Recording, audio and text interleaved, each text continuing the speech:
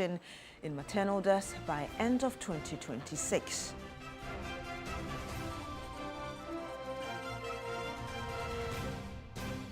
It's on the program. Thousands attend New Patriotic Party, the NPP's Democracy Under Attack demo, as leaders demand end to alleged harassment of party members.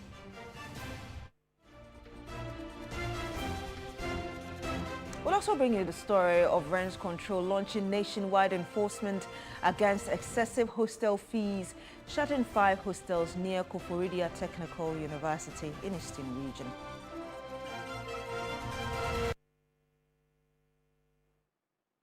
My name is Beatrice Sedu. Thank you very much for joining us on the program. The West African Examinations Council, WAEC, has rejected claims by private school operators that it deliberately awarded low grades to their students. WAEC, however, insists that the 2026 BEC results were graded fairly, accurately, and professionally. The release of the 2026 BEC results has sparked widespread frustration and anxiety among parents, students and private school operators across the country. The Ghana National Council of Private Schools has accused the West African Examinations Council WAEC of unfairly treating candidates from private schools, alleging that the grading system disadvantaged thousands of their students. The association has since petitioned the Ministry of Education and announced plans to picket the ministry, demanding the establishment of an independent body to review and evaluate WAEC's assessment and grading process.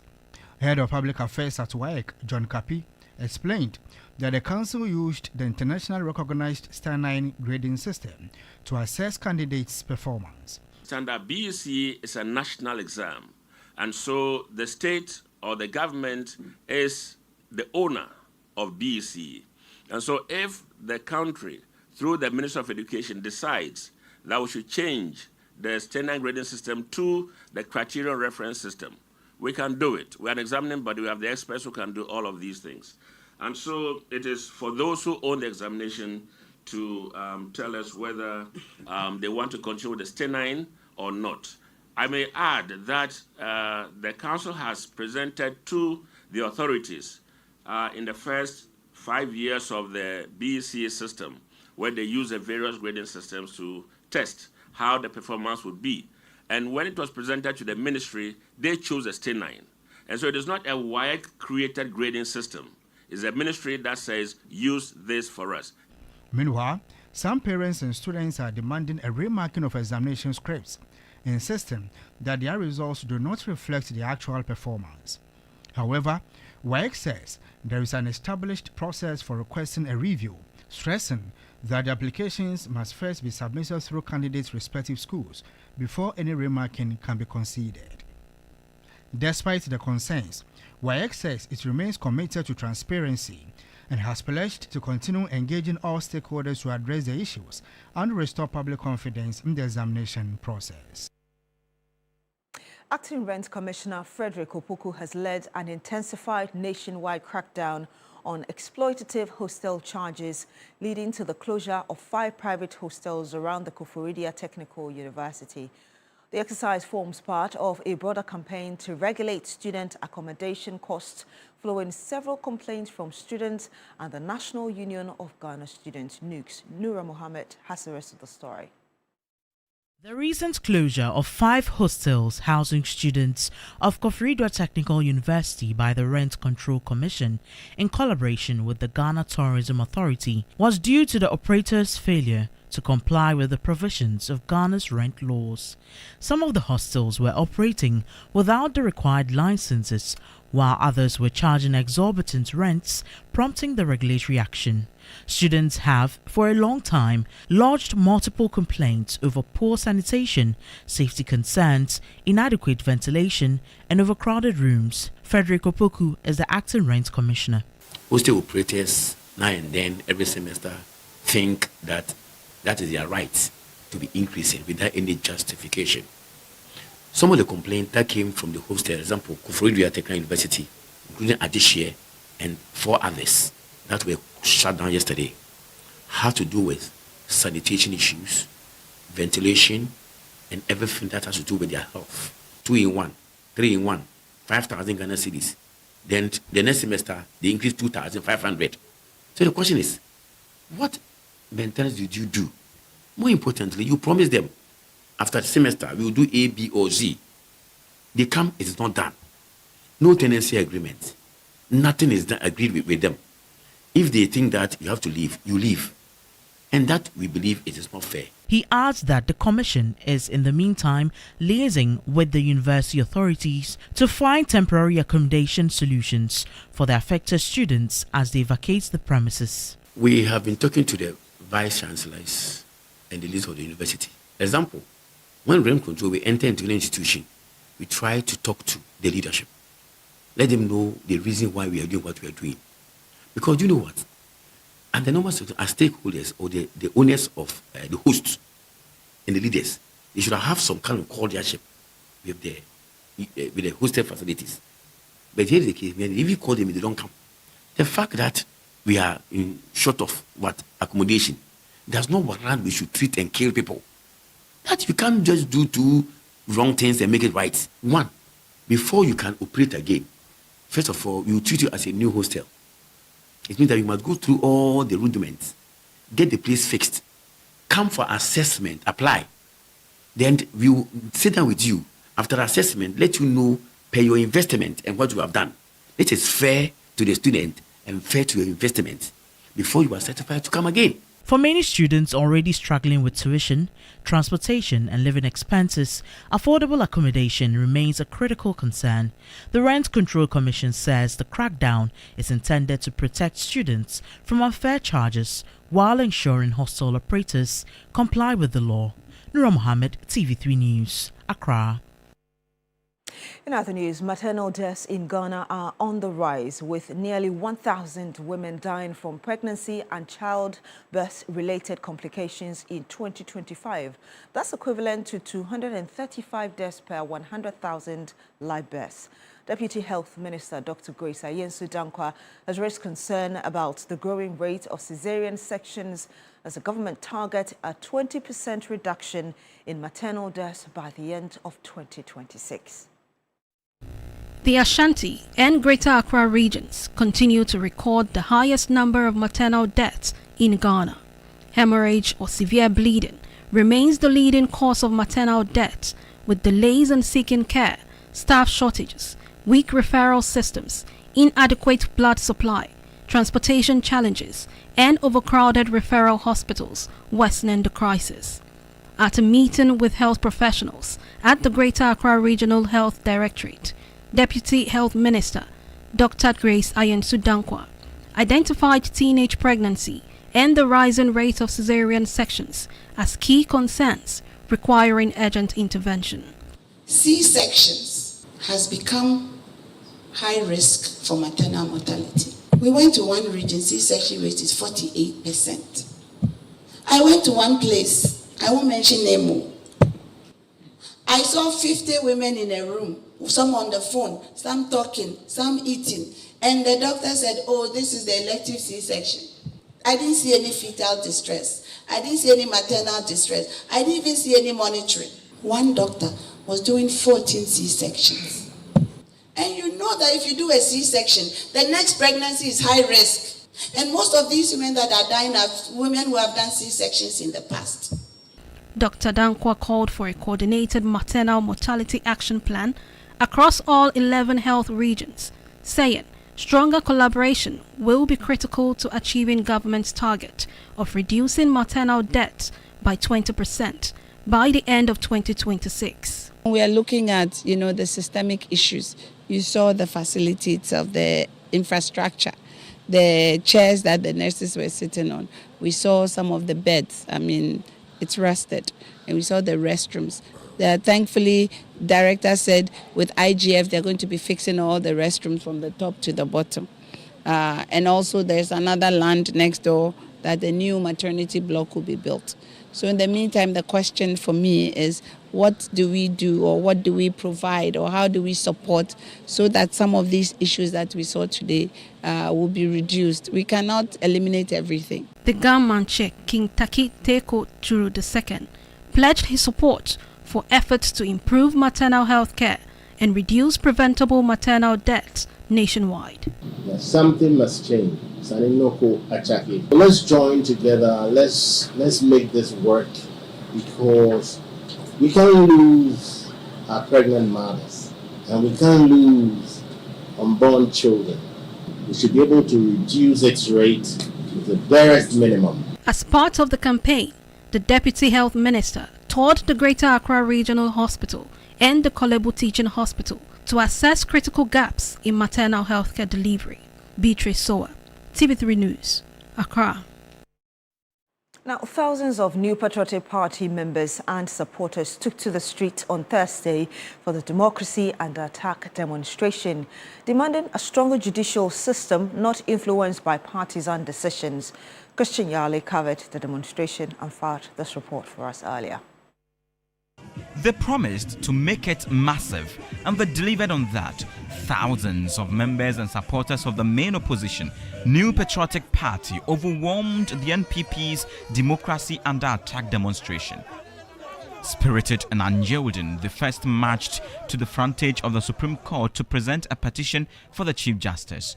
Through the Yoko stretch, they headed towards the National Theatre area, but they would change direction for a different route. Stop here! The NPP says it is worried about the selective use of justice, noting what it describes as the fast-paced trials for persons in opposition. You now turn around and we're arresting people. And we don't say you shouldn't arrest people, but there should be decency.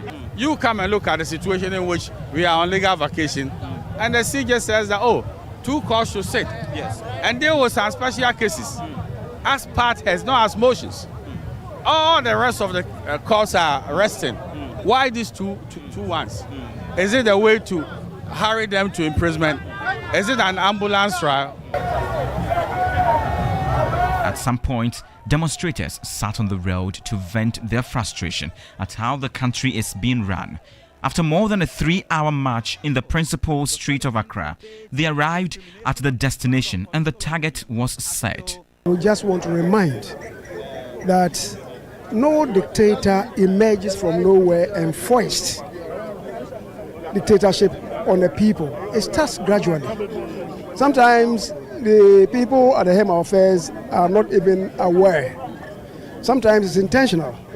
We want to believe that the president perhaps has not done serious introspection on what is going on. This was not what Akufo-Addo led for John Mahama. Today in Ghana, what the youth are asking for is a 24-hour economy, not a 24-hour arrest system. Intimidation by police and the architecture of the security forces. That is not what we want as a country.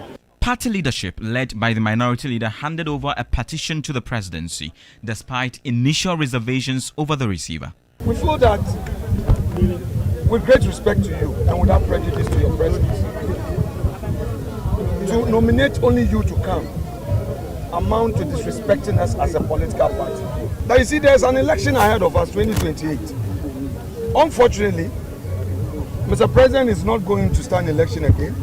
This third-term agenda you guys are pursuing, has failed. It will not going to happen. So you're going to have your own difficulty, looking at how you have failed the people of Ghana. And you are definitely going to be in opposition. Would you be happy if such a thing happened to some of your members? Everybody knows what today is. Today is the day of memorial for the 8th gallant ship fell. And I'm happy that honorable leader is saying that I am a nobody.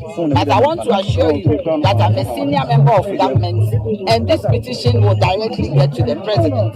And they should also remember that in this country there are laws. There are laws that is put together to help us regulate our lives and our being. I engaged some minority MPs who say this will not be the end to their demands.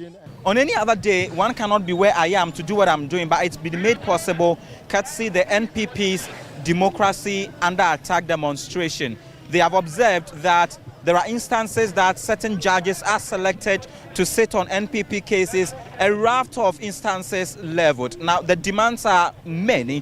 One of them is a reinstatement of all persons who were sacked during the mass revocation of appointment. Also, they want government to relook the tribunal system. Christian Yale, TV3 News, Jubilee House.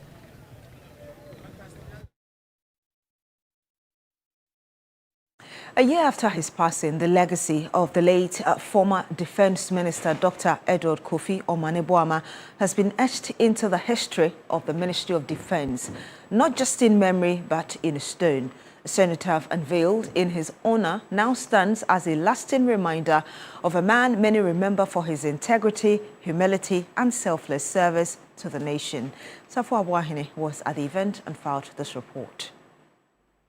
Some memories fade with time, others become part of history.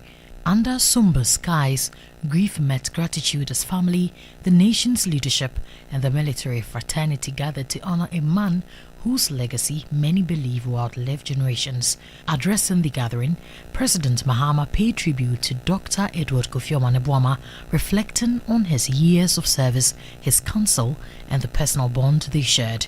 For me, this immortalization of Omane's memory is deeply personal. He was a friend, a younger brother, a loyalist, and a close advisor. His loyalty and love for me was undoubted. He stood by my side through all momentous occasions of my political career. Omane was a great human being. His kind is difficult to find in our world today. Acting Minister for Defense Dr. Kasiela Tufosen said the monument represents more than a memorial. It is a reminder of the principles Dr. Omane-Boamah lived by and the example he leaves for future generations.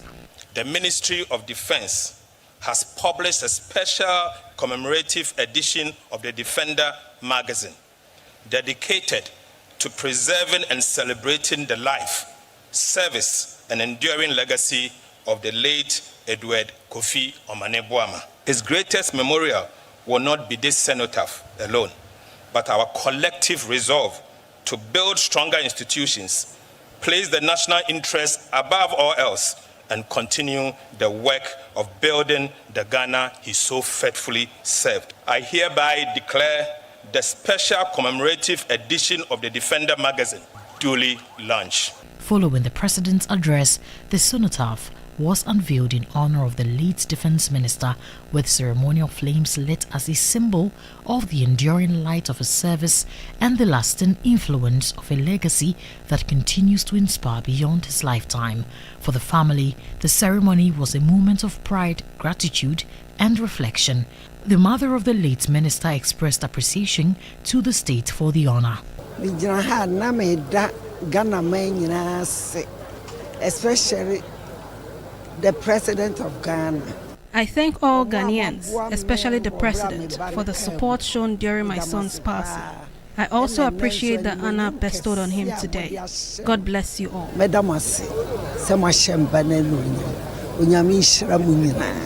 For his uncle, the greatest tribute to his nephew is not only the monument that now bears his memory, but also the name and reputation he left behind. President have done well.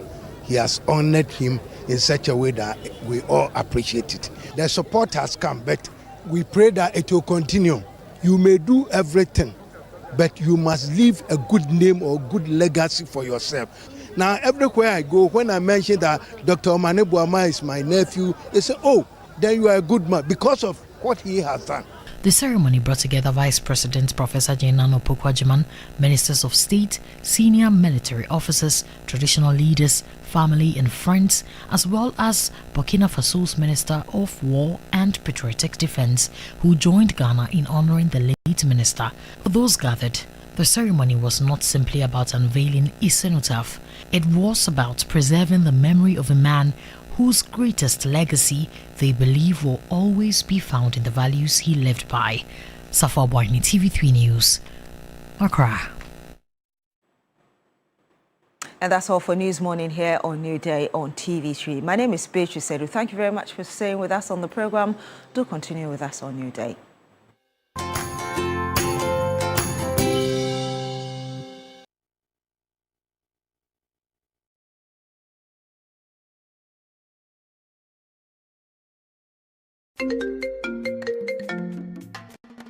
Hello, my name is Pamela from customer service.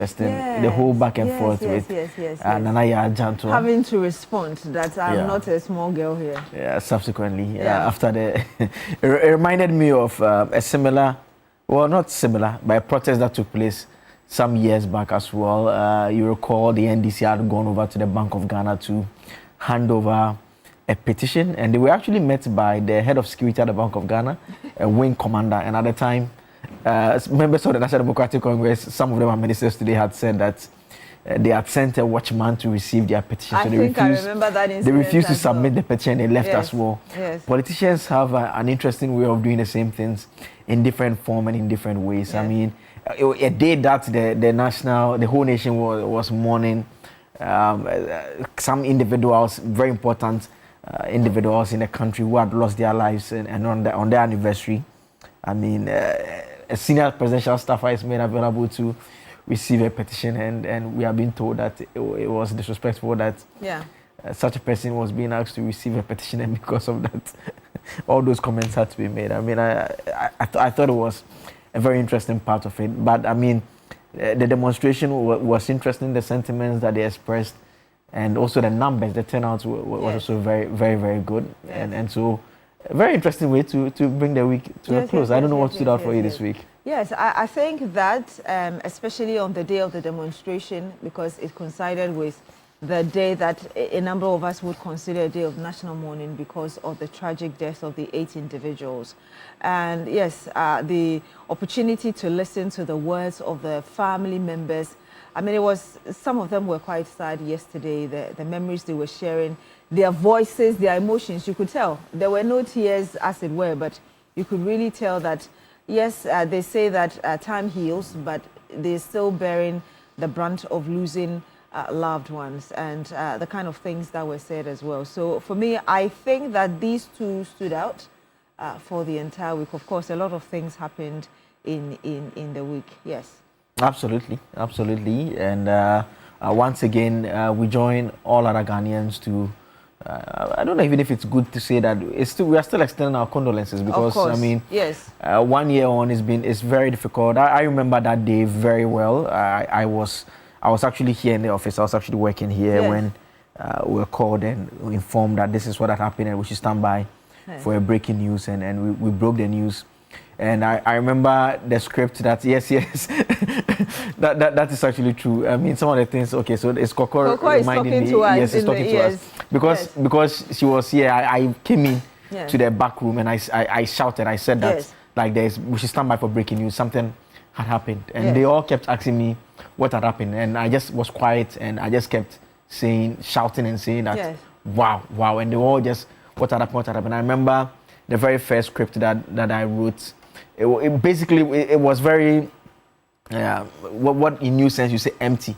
It basically said that there had been an incident involving a military helicopter that had left Accra towards Obuasi and had been an incident. That basically, that's what we said. Was there some 2 sentences, and Marina read it and went to write a number of times, and within a couple of hours, we had the clearance to say what we had already known, and we put that out there. You know how the news started trickling in? I remember I was just moving between the newsroom and just around, and I remember hearing that, okay, so there are a number of people dead, including the defense minister, the environment minister, and I was like, no, that cannot be true, because I remember, I think 3 months prior, the defense minister then had sent me a document which was primarily for educational purposes. I think it was for the GES or the Ministry of Education somewhere. And I had gone through and I told him, okay, I would fully read it and get back to him. And he was like, how are you? I responded. And that was basically like the major conversation we had. And then the other one had to do with Mutala. I had brought, or the agenda team had brought Professor Achwai on agenda for one of our political conversations. And he was on, and apparently he was watching. So he sent me a message and said, you know, he was doing his doctorate. Yes, sir. He said that Achwai is my lecturer and was my supervisor, myself and thousands. I think I still have it on my other phone. And so please tell him that we're so grateful, eternally grateful. He was the best. And when I saw that, I thought he wanted me to tell him personally. I didn't know he wanted me to read it on air. Oh, and I said, so I responded and said, okay, I'll do that. And then I signed off the show, and he said, Beatrice, you promised you were going to say this. And then I apologized and said, oh, I didn't understand it. I mean, you wanted me to read it live on air. So when it happened and I heard that they were involved, I started calling. And I was like, no, this cannot be true. But the shock really remained for quite a long time. Yeah, I mean, it still does remain. It's still, yes. I mean, months down the line, I don't want to talk about it because I don't want to put myself in extreme emotional situations. Like yesterday, some of the tributes I chose, you know, when we eventually crossed over, we're not active as presenters. So I had to go watch it on YouTube, on our YouTube page. And then when some of the tributes, I was hearing some of the things, I just lowered the voice. I didn't want to hear because it was just too emotional for me. So, I mean, you can imagine somebody from a long distance, you know, experiencing this. Yes, I with the people yes, and who were it's themselves involved. And that's the where mostly I tend to understand, because the difficulty is that it is their grief, and ideally when we discuss it, it reminds them more. But unfortunately, it's a grief that we all share together, and it's the reason why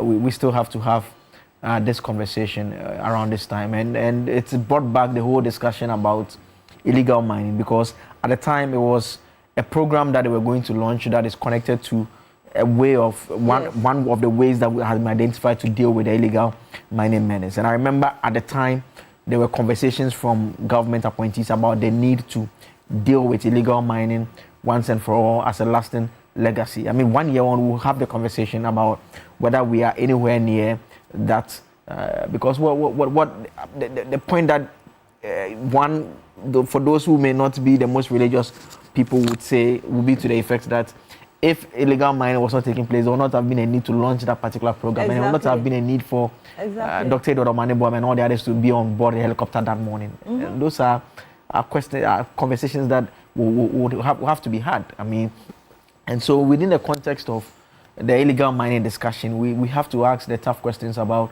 how well we are doing we're dealing with it. 2 days ago, we told a story about a school where, you know, Boise area, where illegal mining was taking place. Around the school building, virtually in the open. We still see illegal mining taking place by the roadside. I mean, we still see our water bodies as polluted as they can be. The one we told recently about illegal mining happening was it at the backyard of a police station, in front of a police station, and so we don't seem to be making a lot of progress when it comes to the fight, or perhaps we're just not seeing as much impact as we would want to.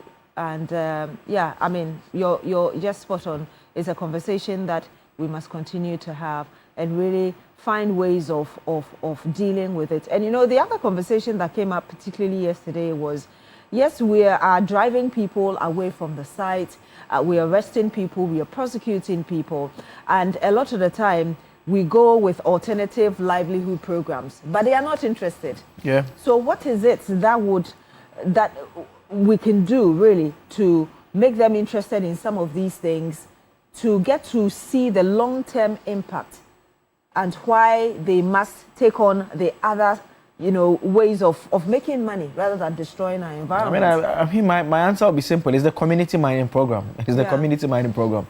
It's the only way we can do it. We should allow them to set up cooperatives. We should give licenses to them to engage in a mining. You know, just that it should be, because we are licensing them, it should be in a sustainable manner. And there should be monitoring. Yes, because I mean, because even people with license, you know, do illegal mining. Yeah, because I know people who are within the mining space. If you see money within that space, of course, you are not going to want to go and plant coconut, or you're not going to want to go and plant cocoa, or want to do anything. The money that they get there, I mean, you go there for a day or two, you come back and you can do something very useful with your life that you will not be able to do even if you work 6 months, 2 years, 3 years somewhere. So it's a very lucrative business, and it's the reason why if the desire is there for people to want to engage in it, the only thing we can do is to ensure that they engage in it in a sustainable manner. But there are some points that we need to draw a red line, and those are those who are mining in the water bodies, and those who are mining directly pollute the water bodies. Those are red lines that I believe we are not technologically savvy to the extent of doing it in a sustainable manner. So we ought be very aggressive with those ones and crack down completely on them. I think we've been very performative on the crackdown. Once a while you hear something being people being arrested here. Once a while you hear. I mean, it's really not one that inspires a lot of confidence. But I mean, all these are some of the news stories that we'll be looking out for and discussing a bit later. I know that the school placements too. There's an update that we'll be sharing with you. We'll have the opportunity to engage the computerized school selection placement system. It's one of the few things that when I'm able to say for, I'm very happy. CSSPS. Yes, we'll have a discussion on that a bit later. Because some parents are expressing concern over already, that already. Yes. And yesterday I think I saw a quote from one of our former colleagues, Hashmi. Okay. You know, he speaks for Hashmi Mohammed. He speaks for the education minister. Yes, I saw a statement. He was saying something that if you get 26 and you apply to the Presec, Legon Presec, he said you can't expect to get admission with grade 26 when you apply to Legon Presec, and it generated a debate on one of the pages that I am on, and the point that one of the gentlemen was making was that it's a numbers problem. I mean, if the school is big enough and it has enough space, the grade will not be the barrier. We set the limits because we cannot admit everyone into all the schools. So it's the reason why category A schools will have a certain cutoff, category B schools have a certain cutoff, category C schools have a certain cutoff, just to make sure that we're able to admit. And also probably because a lot of us are not paying attention to technical school or education, because everybody wants to be a lawyer, doctor, journalist, all of that. But there are other aspects that, of the economy that we need expertise coming from our schools to help, manage, as it were. So then you see that the arts and all these other areas are full, and the others perhaps may not be receiving as much as they should. And we've also heard people talk about what it takes to build the technical schools. I mean, it's more expensive. You need to put in the necessary equipment and every tool needed really to make it work as a proper functioning technical school. And sometimes you find some of them lacking. And so who would want to go there and struggle when you can easily do maybe a general arts or law and you're just reading and you don't have to bother about practicals. There's a part of it that is very funny, in a sense that we've been talking about technical education for so long. Yes. But now the technical aspect of education has gone like many folds higher, and we are still not even back with a fiscal one. So now there's a lot of conversations about AI and what AI does.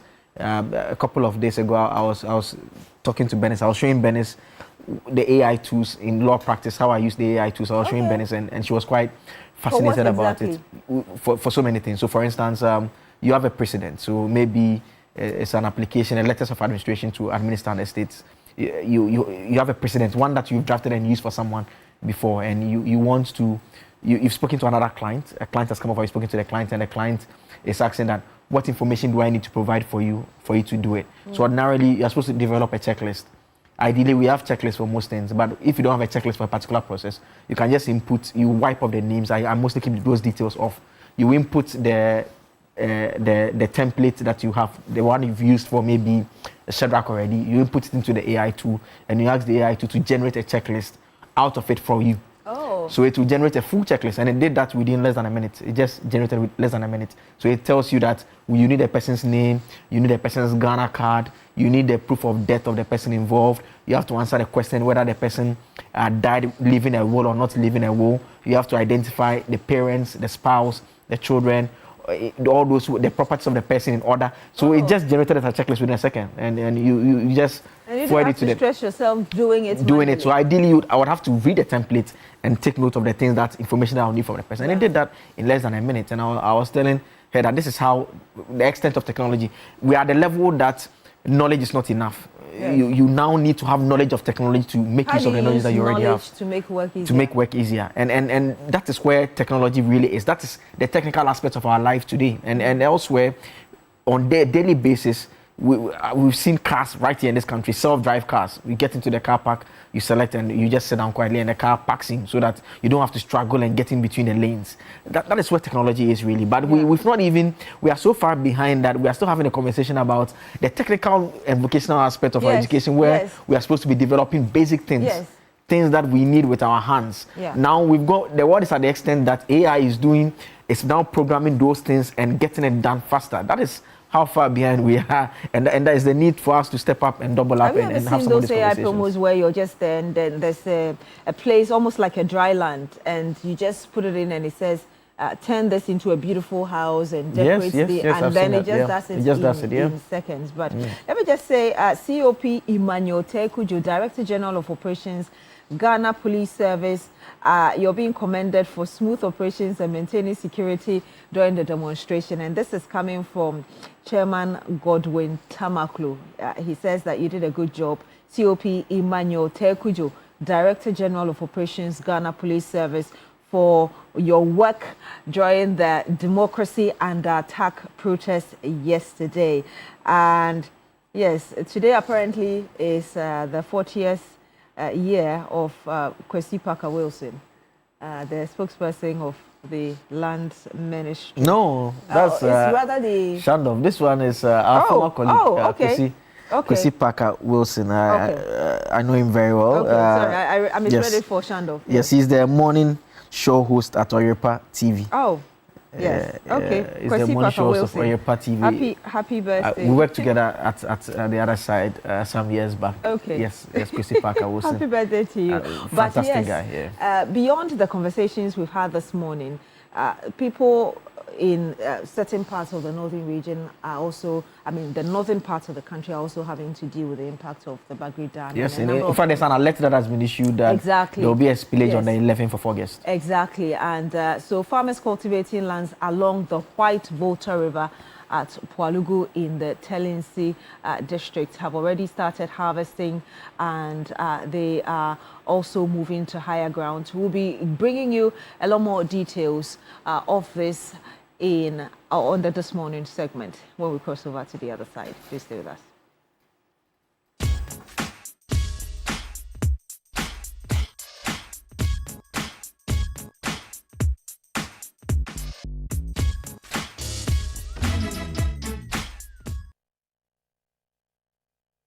The annual spillage of the Bagri Dam in Burkina Faso has had a significant impact downstream in Ghana, particularly along the White and Black Volta rivers in the Talensi and Boko West districts respectively. The spillage increases water levels in the rivers, resulting in flooding that affect farmland, homes, livestock and critical infrastructure. Ahead of this year's spillage, farmers in Pualugu have already begun harvesting their crops to minimize potential losses.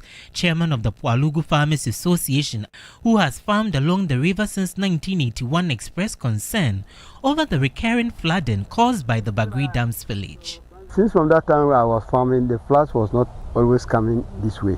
At least maybe 5 years before you can get water coming, that it will not come and destroy our crops. In fact, we have no any other place that we can go and do the farming apart from the river banks, because we have no land that we can go and do the farming apart from the river lands.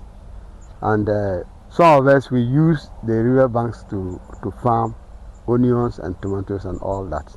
The Talensi District NADMO Coordinator, Bismarck Farouk, outlined the agency's sensitization plans aimed at preventing casualties and minimizing the impact of the expected flooding. Farmers to stay a bit distant from the river banks, though they have their crops there, but it's better they save their lives than to get involved in any dangers that may bring us challenge. And so since the last 3 days, we have been on the ground, NADMO, trying to make sure the public is aware through the engagement. Some farmers also shared their frustration and appealed for support to help them recover their losses. Right now we are standing here. You just look at the corn. It's not even yet now. So it is problems for us. Like with the water small, so that the time that we can harvest, then they open the water. If government can help us to do something to survive what we are doing here, it will be better.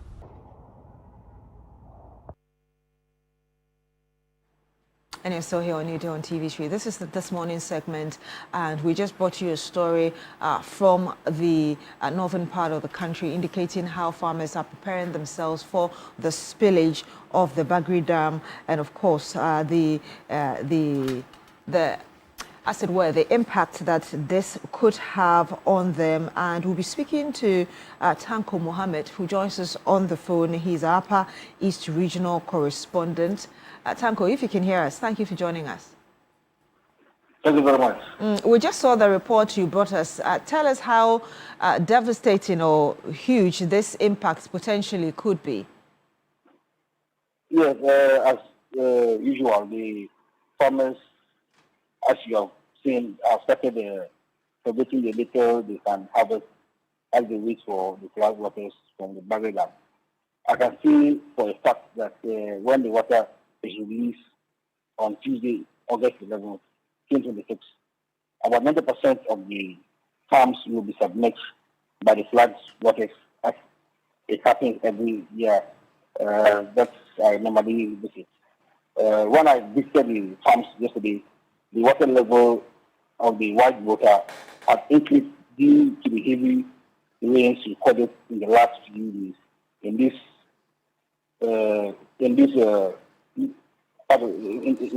part of the country.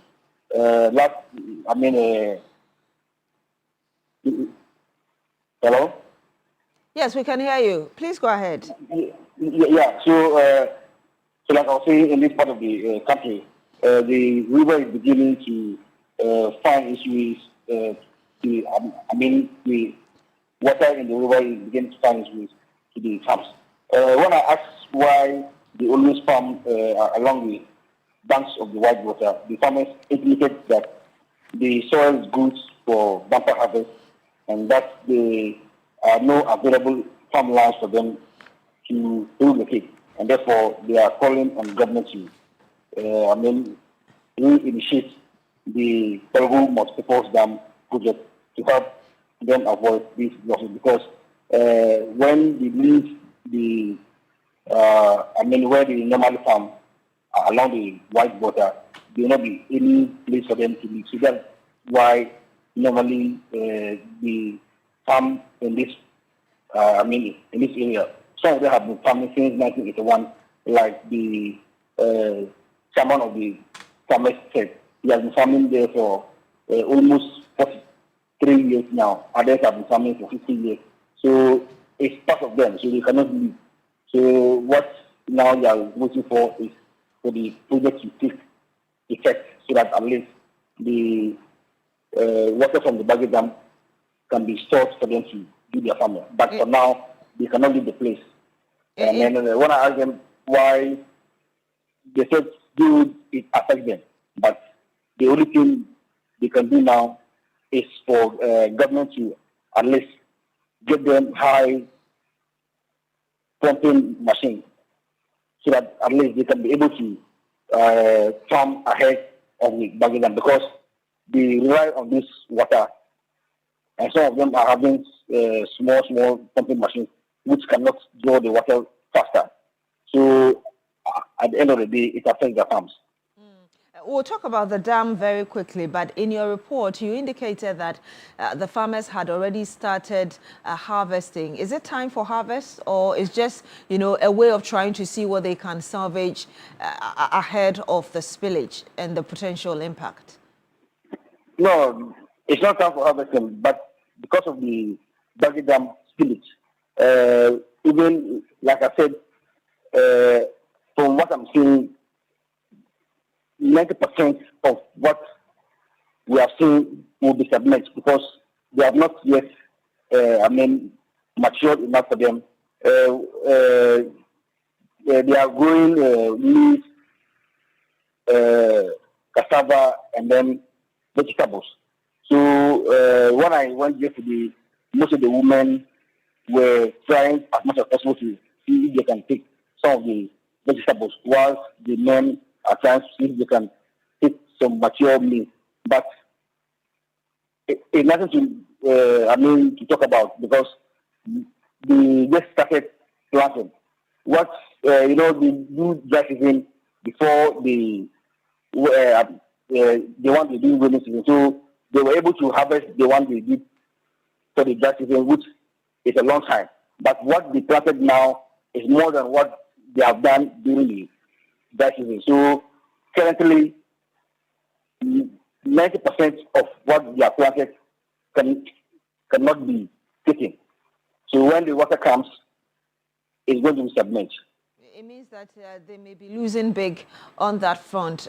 You talk about they beginning to move to higher ground. Where exactly and how safe are they? How long do they have to be in those places? Come again. Yes, I was asking you that you talk about they moving to higher ground. How safe are those places? How long are they going to be there?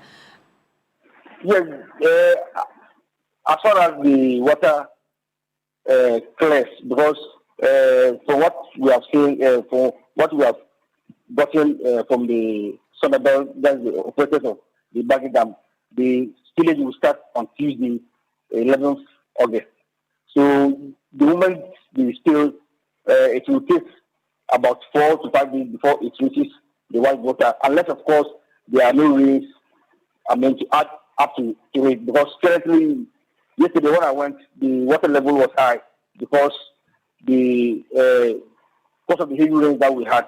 But the moment the water is spilled from Baggy Dam, it's going to be more than what we have seen yesterday. So it depends on how the water lasts in the river. So them moving to the higher grounds, it will depend on the exercise at Baggy Dam, because every year Baggy Dam doesn't release the water immediately. We release it bit by bit. So it takes time before the water even gets full, on the river. So it takes time. Sometimes it takes a month before. Because yesterday I was with the NADMO officers. They're saying that they are trying as much as possible to get more resources for them to get them temporal settlement, shelter for them to be able to stay, and then food and other medical consumables. Because this year the water level at the Baggy Dam is very high, so they release the water bit by bit. All right, we'll have to end it here with you, Tanko Mohammed, our Upper East Regional Correspondent. We also do have on the line with us Mr. Abdul Rahman Mohammed, who is former president, Peasant Farmers Association. Good morning to you, sir. Thank you so much for joining us. Good morning. Good morning, madam. How are you doing? Doing wonderful. Thank you for asking.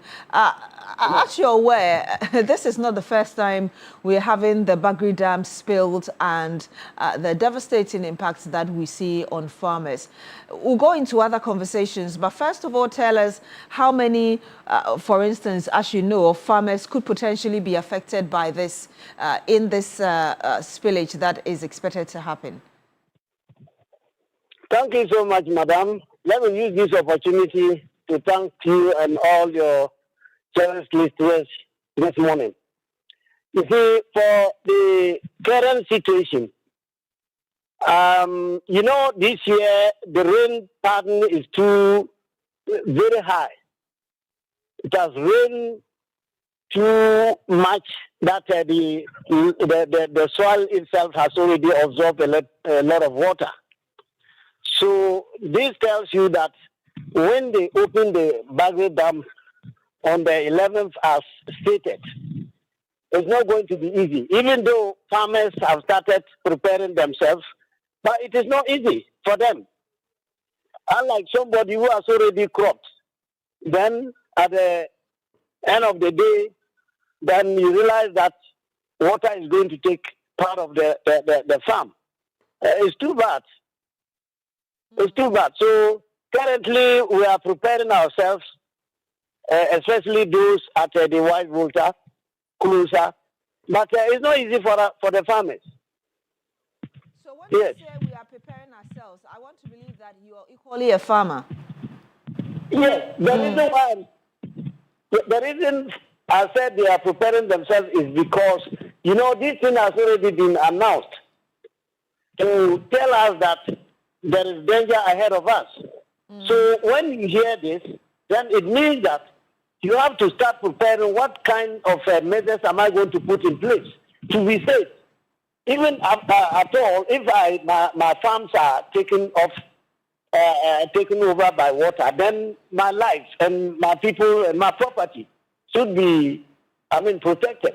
That is why I mean by preparing ourselves. Mr. Rahman Mohammed, there is a project, a bridge that is supposed to be constructed, which I believe would help you store the water from that area. What information have you gathered on how far works are being put together, as it were, towards constructing this and making things a bit easier for you?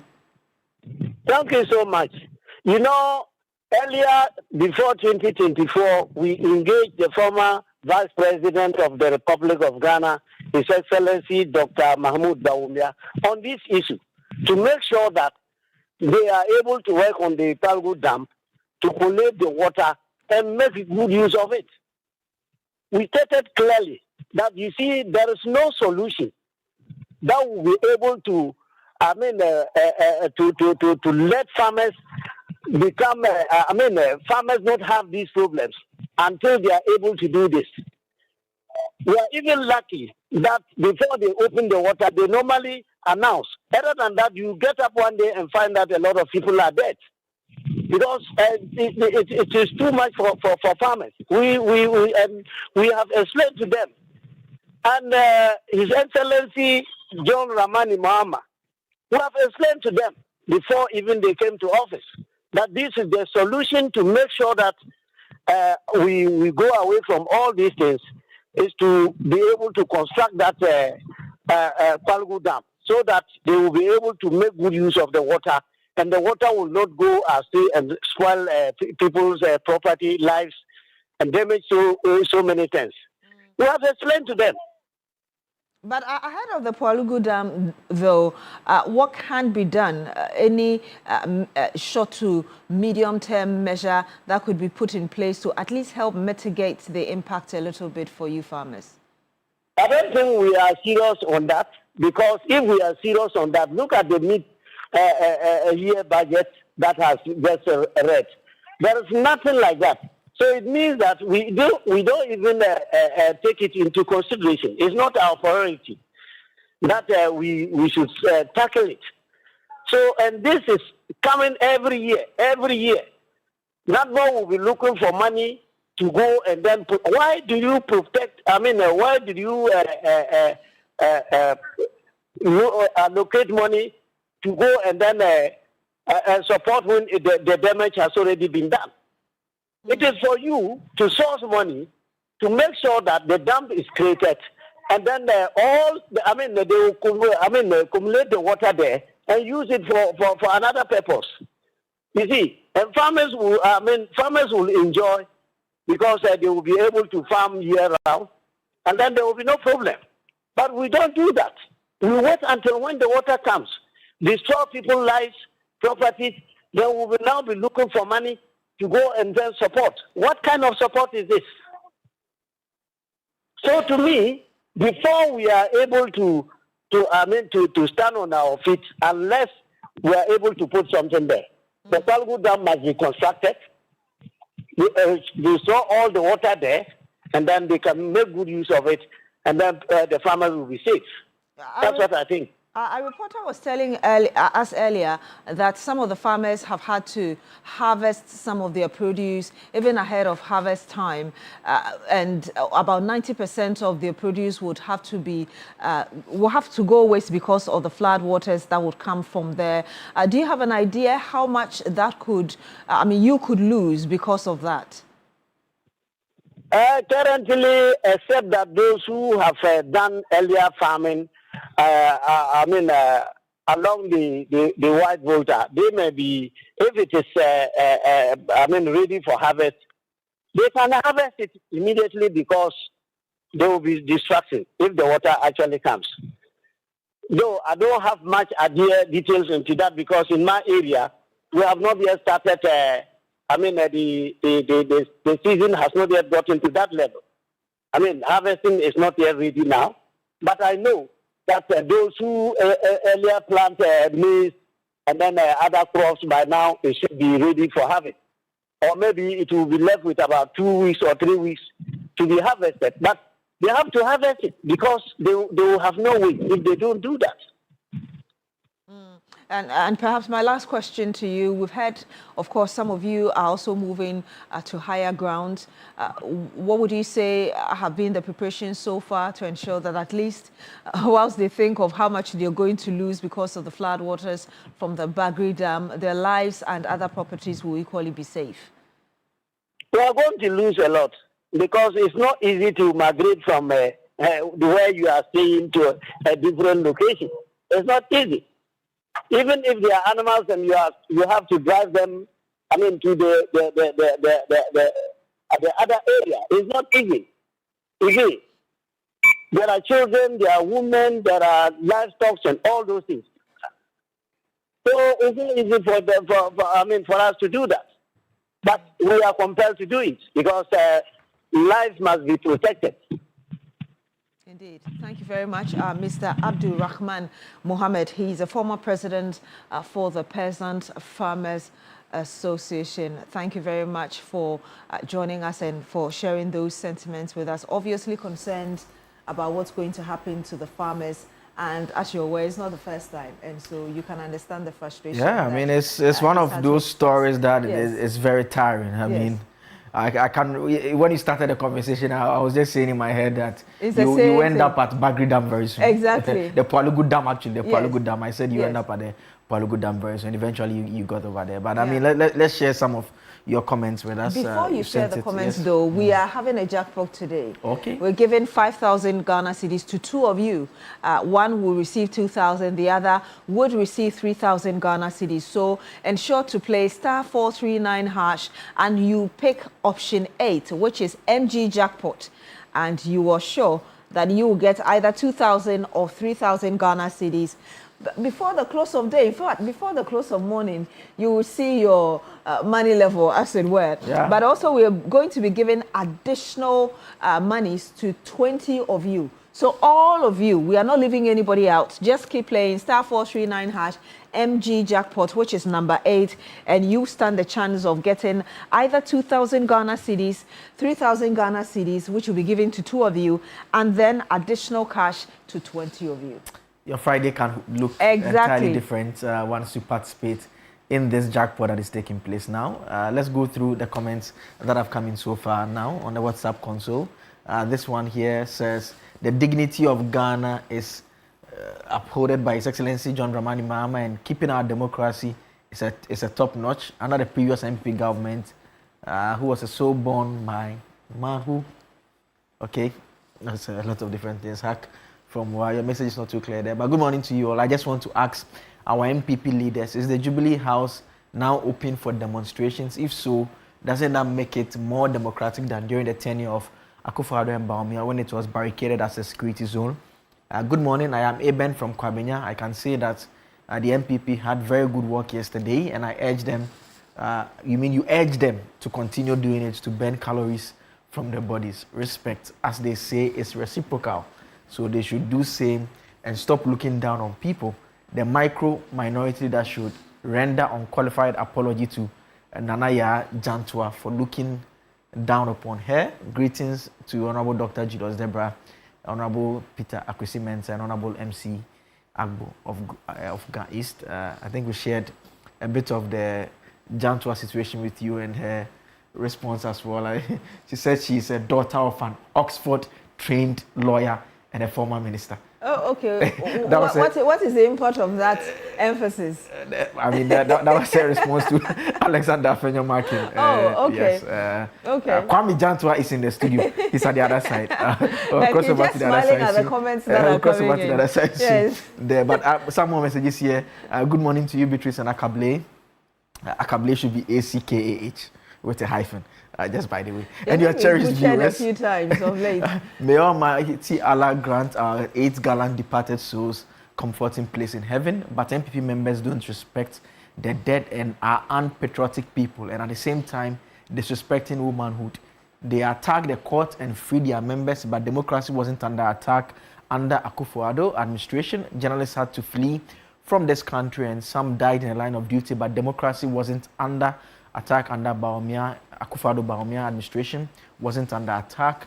Amnesia of the 38.2% members from Prof Zach Bogatanga. You sent that one, Bogatanga Central. Good morning, TV3T. For the families of the departed 8, they should have our condolences once again. The Lord continue to be with you.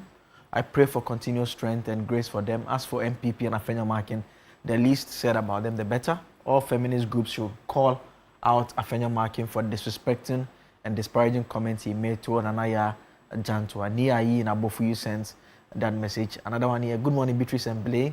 A demonstration is a constitutional right and a legitimate way to express dissatisfaction. However, violence, insults, theft, as some protesters allegedly stole granules and disorder, have no place in a peaceful protest. Likewise, the manner in which Afenya Markin addressed Nanaya Jantua was unacceptable. Political disagreements should never justify disrespecting or insulting a woman of dignity. His conduct raises serious questions about his respect for women, and I doubt if he, Afenya Markin, is married to a woman. Humado Sichofe, you sent that one. From Albert Brampa, inside I shall betray MPP parties like football teams or clubs that destroying the best and future players. Okay, I think if you give me some examples, I think you mean Hobson Adoye, and you mean Frances Essiem from NDC to MPP. Frances. And that MPP problems arrest prosecutors. Okay, your message is not too clear. I think I did my best with it. From Great Babs, you said the MPP went to town calling the bluff of the NDC that they are not corrupt, all because President Mills decided to be father for all. Now that JDM is prosecuting corrupt former officials, and you say what? Democracy under attack, then so be it. That's Great Babs, you send that. Good morning, TV3 presenters. NPP political party should have been banned in Ghana because of what they did yesterday when Ghana were remembering the pain of 8 members. Good morning, everyone. Yesterday, Ghanaians came together to remember the gallant 8 souls who lost their lives in a helicopter crash. It is very unacceptable that the micro MPP chose to organize a demonstration on the same day to add to it. The minority leader did not show respect to our mother, Nana Jantua. May the souls of our departed big men continue to rest in perfect peace. Philip Abochi, you sent that one. Peter T. From Shukura, you say that, good morning, friends of democracy at TV3. The demonstration that we saw yesterday was an exercise by the MPP strategically to try to maintain the existing party executives in office for their abysmal performance in the 2024 general election. They took Ghanaians for granted when they were in charge of managing the affairs of this country and made the economy dwindle. They are vindictive political party. We don't need their return. And another one here, the disrespect towards Nanaya Jantua. It appears this Nanaya Jantua comment is getting a lot of feedback. I mean, the disrespect towards Nanaya Jantua is a disrespect to all women. Nanaya was so gentle and should have asked them to present their health work petition on other day to the people. They deemed appropriate to receive their petition, and you send your best wishes to Betty Crosby, incoming women's organizer of the NDC. Okay, so they graft you sent that. TV3 doing a nice job. Keep it up. MPP should be ready to remain in opposition for so many years, looking at their behavior and their leaders are looting state properties and massive stealing from Isaac Awini Bogatanga. See Good morning. Your name has been spelled in the next yes, one. Yes. Is it Acha or Aka Black? They've written it like some high school. Yeah, like some high school rapper. They are writing it was some high school rapper. Yes. But it's Akable, ACKAH-BLAY. You just, if you can't write, just write Blay. Blay is fine. I'm just asking, how can one have peaceful dancing, including collecting current from ladies, under a country where democracy is supposedly attacked? MPPs must stop joking and be a responsible opposition. If care is not taken, MPP will struggle to get 24% in 2028. Greetings to my boss, Honorable Peter Lanchini Tobu, and Chairman Bunas. It's coming from Chachuchikata Jr. from Wild West. I think the last one here from Ziblim Ishmael from Tamale. You say that it's unfortunate situation for many of these affected farmers and communities that these perennial Bagri Dam spillage have been affecting. I think the government needs to capitalize on this water, create dams along the routes of the water for all year round farming. In other words, affected communities need to resettle away from the banks of the white voter. And you ask that we extend your greetings to the Director General of the Ghana Maritime Authority, Dr. Kamaldeen Ali. We're going to put the number on the screen. Everyone can text. We are not the ones who control the text. Everyone can text. Yes. It's an open line. You just text. And the message is there. It's on your screen now. 0500 516 444. Very simple to memorize as well. 0500 516 444. Just a few messages here. Abbas from Ofinsu says the MPP can cry all they want. The prosecutions will continue. They can't use demonstrations to run away from accountability and thereby keep their loot. No, AG must take more inspiration from this and do what is needful. And there's a message to Manche and says, good morning, Manche One. Keep up the great work and continue doing good. Your kindness, dedication, and positive impact are truly appreciated. And Sherry Giovanni says, the MPP stood for democracy of our nation yesterday. Our forefathers fought with their blood and taught us to rise up against the oppressor's rule.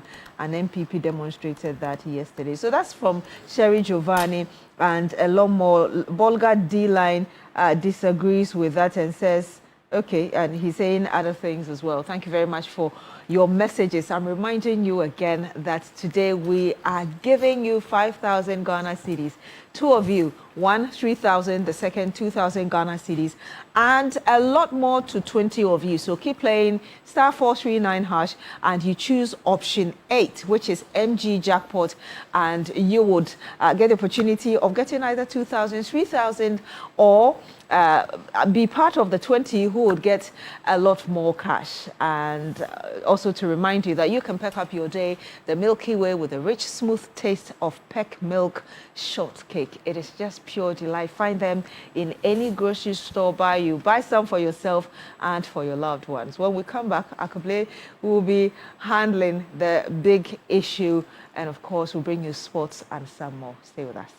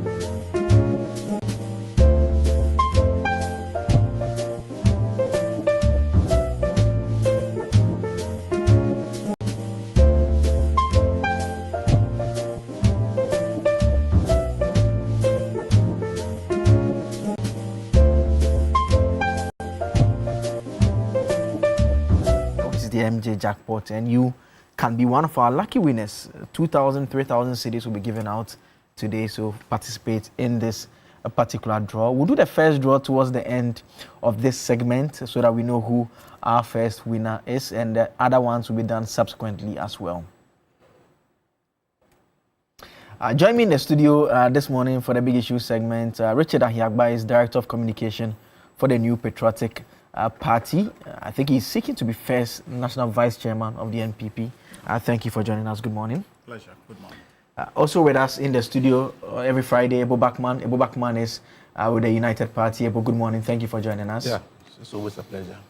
Kwame Jantua is a lawyer with the Convention People's Party, energy analyst as well. Senior, good morning. Thank you for joining us. Journalist? I said you're a journalist? Yes. Energy analyst. Energy analyst. Oh, energy analyst. Energy analyst, yes. Yeah, Senior, thank you for joining us. My other senior around the table, Abraham Amaliba, Director General National Road Safety Authority, a lawyer for the National Democratic Congress. Senior, good morning. Morning. He's the big man around the table. Thank you for joining us. I'm not sure. Ahiagba is a big man because he's gunning for National Vice Chairman, and that is a huge position. I think that, well, he's paid his dues as a communications officer. So if he's urgent to go up, I think it's in the right direction. Ebo always says that he said you support you for your internal elections always, but that's where the support ends. It's totally yes.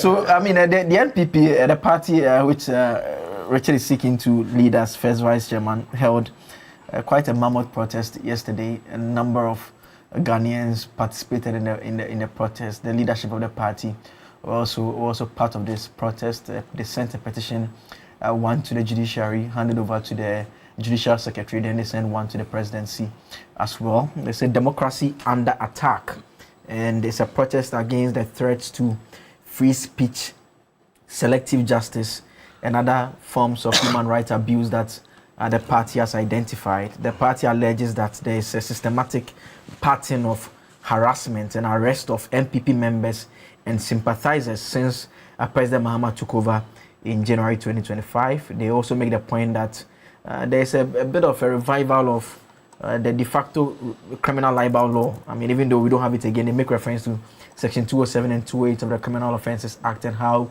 it's being weaponized against persons they believe either belong to the NPP, sympathetic to the NPP, or are expressing opinions that the government are not comfortable with. They also accuse Yoko BNI of holding suspects beyond the constitutional 48-hour limit and imposing bail conditions that are designed to be impossible for them to meet. And those are some of the issues that they raised. When they got over to the presidency, they handed over the petition to senior presidential staffer Nanaya Jantua as well. I want us to take a listen to a bit of the sounds from the presentation yesterday, then we'll come back and begin the conversation.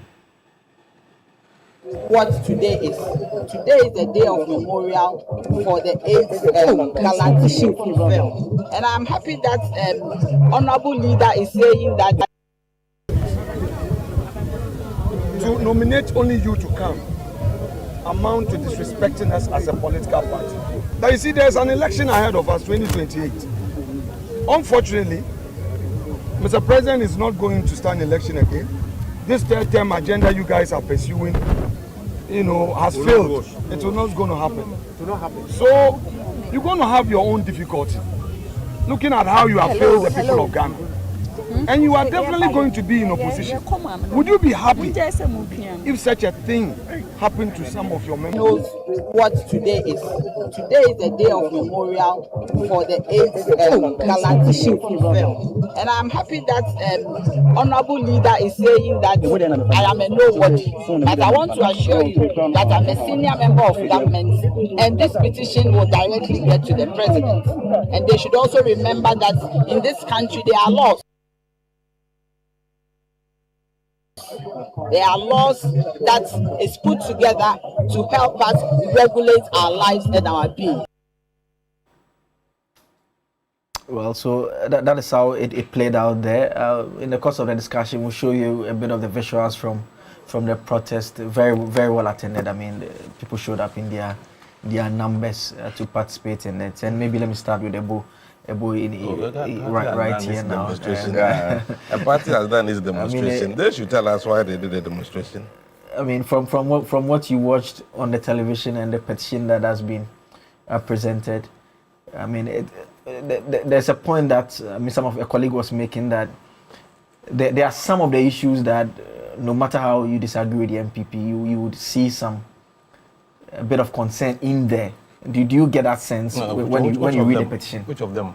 I mean, they make reference to, for instance, how investigative bodies in the last couple of months treat suspects. I mean, basically they impose bail conditions that the suspects, it's impossible to meet. And so they end up keeping them beyond 48 hours. And sometimes they are informed of their bail bond virtually when the day has come to a close, when it's even impossible to put yourself together to meet the conditions. So they end up keeping them beyond. We've also heard from ordinary citizens about how this offense about publication of false news, how it's been used for people who say certain things that there are those who would argue that they don't fit the terms of the law as it's envisaged, yet they are being picked up. And it's not the first time. I mean, it's happened under the previous administration as well. And it's one of the issues that the NPP is complaining about as well.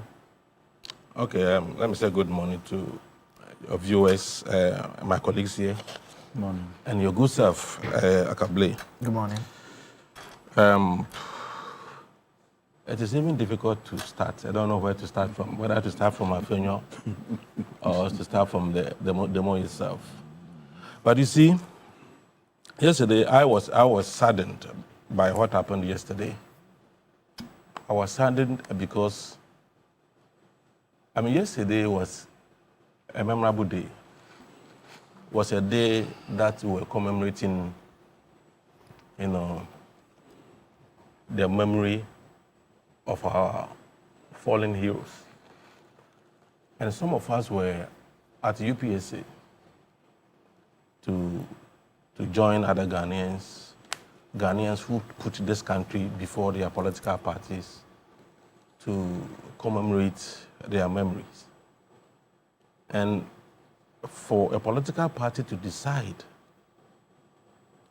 to do a demonstration on that particular day and also to refuse to be part of what we did yesterday for those who died in the course of serving this country, I think it's something that has to be condemned by every Ghanaian. Every well-meaning Ghanaian would have to condemn this. And you see, granted that maybe Omanebo Ama is NDC, so you don't like him by way of the fact that he belonged to the other side of the political divide, maybe Murtala Mohammed and others. But there were 3 servicemen, military men, who lost their lives while serving this nation. And so if you were not sensitive enough to the plight of the family, and instead of you being part of this, you engage in needless, useless demonstration on the same day. Demonstration that you could have even postponed. I'm told, even in the party, there were people who were not happy that it was being held yesterday. And Afenyo Markin. You see, Afenyo, anytime I speak about him, sometimes I find it difficult to say the things I want to say. You know, Afenyo was my junior at Integrations College, and also junior in politics. In fact, I've said it time and again, I inspired him into politics. And so, for Afenyo to do the kind of things he's been doing recently, I marvel. You see, last time he slapped a police officer during a demonstration. And yesterday, look at the way he disrespected Nenaya Janjua. Look at the way he disrespected that lady. And I don't know, this sense of ownership, this false sense of ownership, and this is like, I mean, entitlement. I mean, give it or leave it. Afenyo is representing Efutu. Afenyo is not the most sensible person in Efutu. He's not the most intelligent or competent person in Efutu. But the Efutu people, they have elected him to represent them in parliament. So when we see Afenyo and we respect him, it's not because of Afenyo per se, but because of the fact that he has been sent by a group of people. So whenever we respect Afenyo, we are respecting the people of Efutu. Anytime we disrespect Afenyo, we are disrespecting the people of Efutu. So if the whole president has appointed someone to represent him to receive the petition from the MPP, and you want to disrespect the person and disrespect the president who selected that person, and that's quite unfortunate. That's quite unfortunate. Afenyo should be called out. His behavior in recent times have become unbecoming. And well, I am excited about it because the more he does it, the more he's destroying his own party, making the party very unattractive. But let's look at the issues that they raise in the petition. Let's look at the issues. You see, I said this MPP people and their sense of entitlement, this false sense of superiority, ownership and all that, is quite appalling. Now, you are talking about free speech. I asked them this question.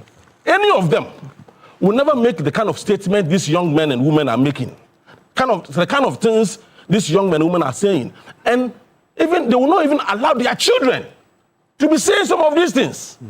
Yet when people sometimes, because they don't really understand the issues, and they say some of the things they say, they get special hugs from their leadership. They embrace them, and so they keep doing it. And this is not something that, since 92 I joined MPP, this is not something that was, this is not a character of MPP. It's alien to New Patriotic Party that I joined in 1992. What kind of behavior is this? And they're talking about free speech. Free speech? Now, of all the rights we have in the Constitution, which one is superior? It's the right to life. Man must live before he can speak.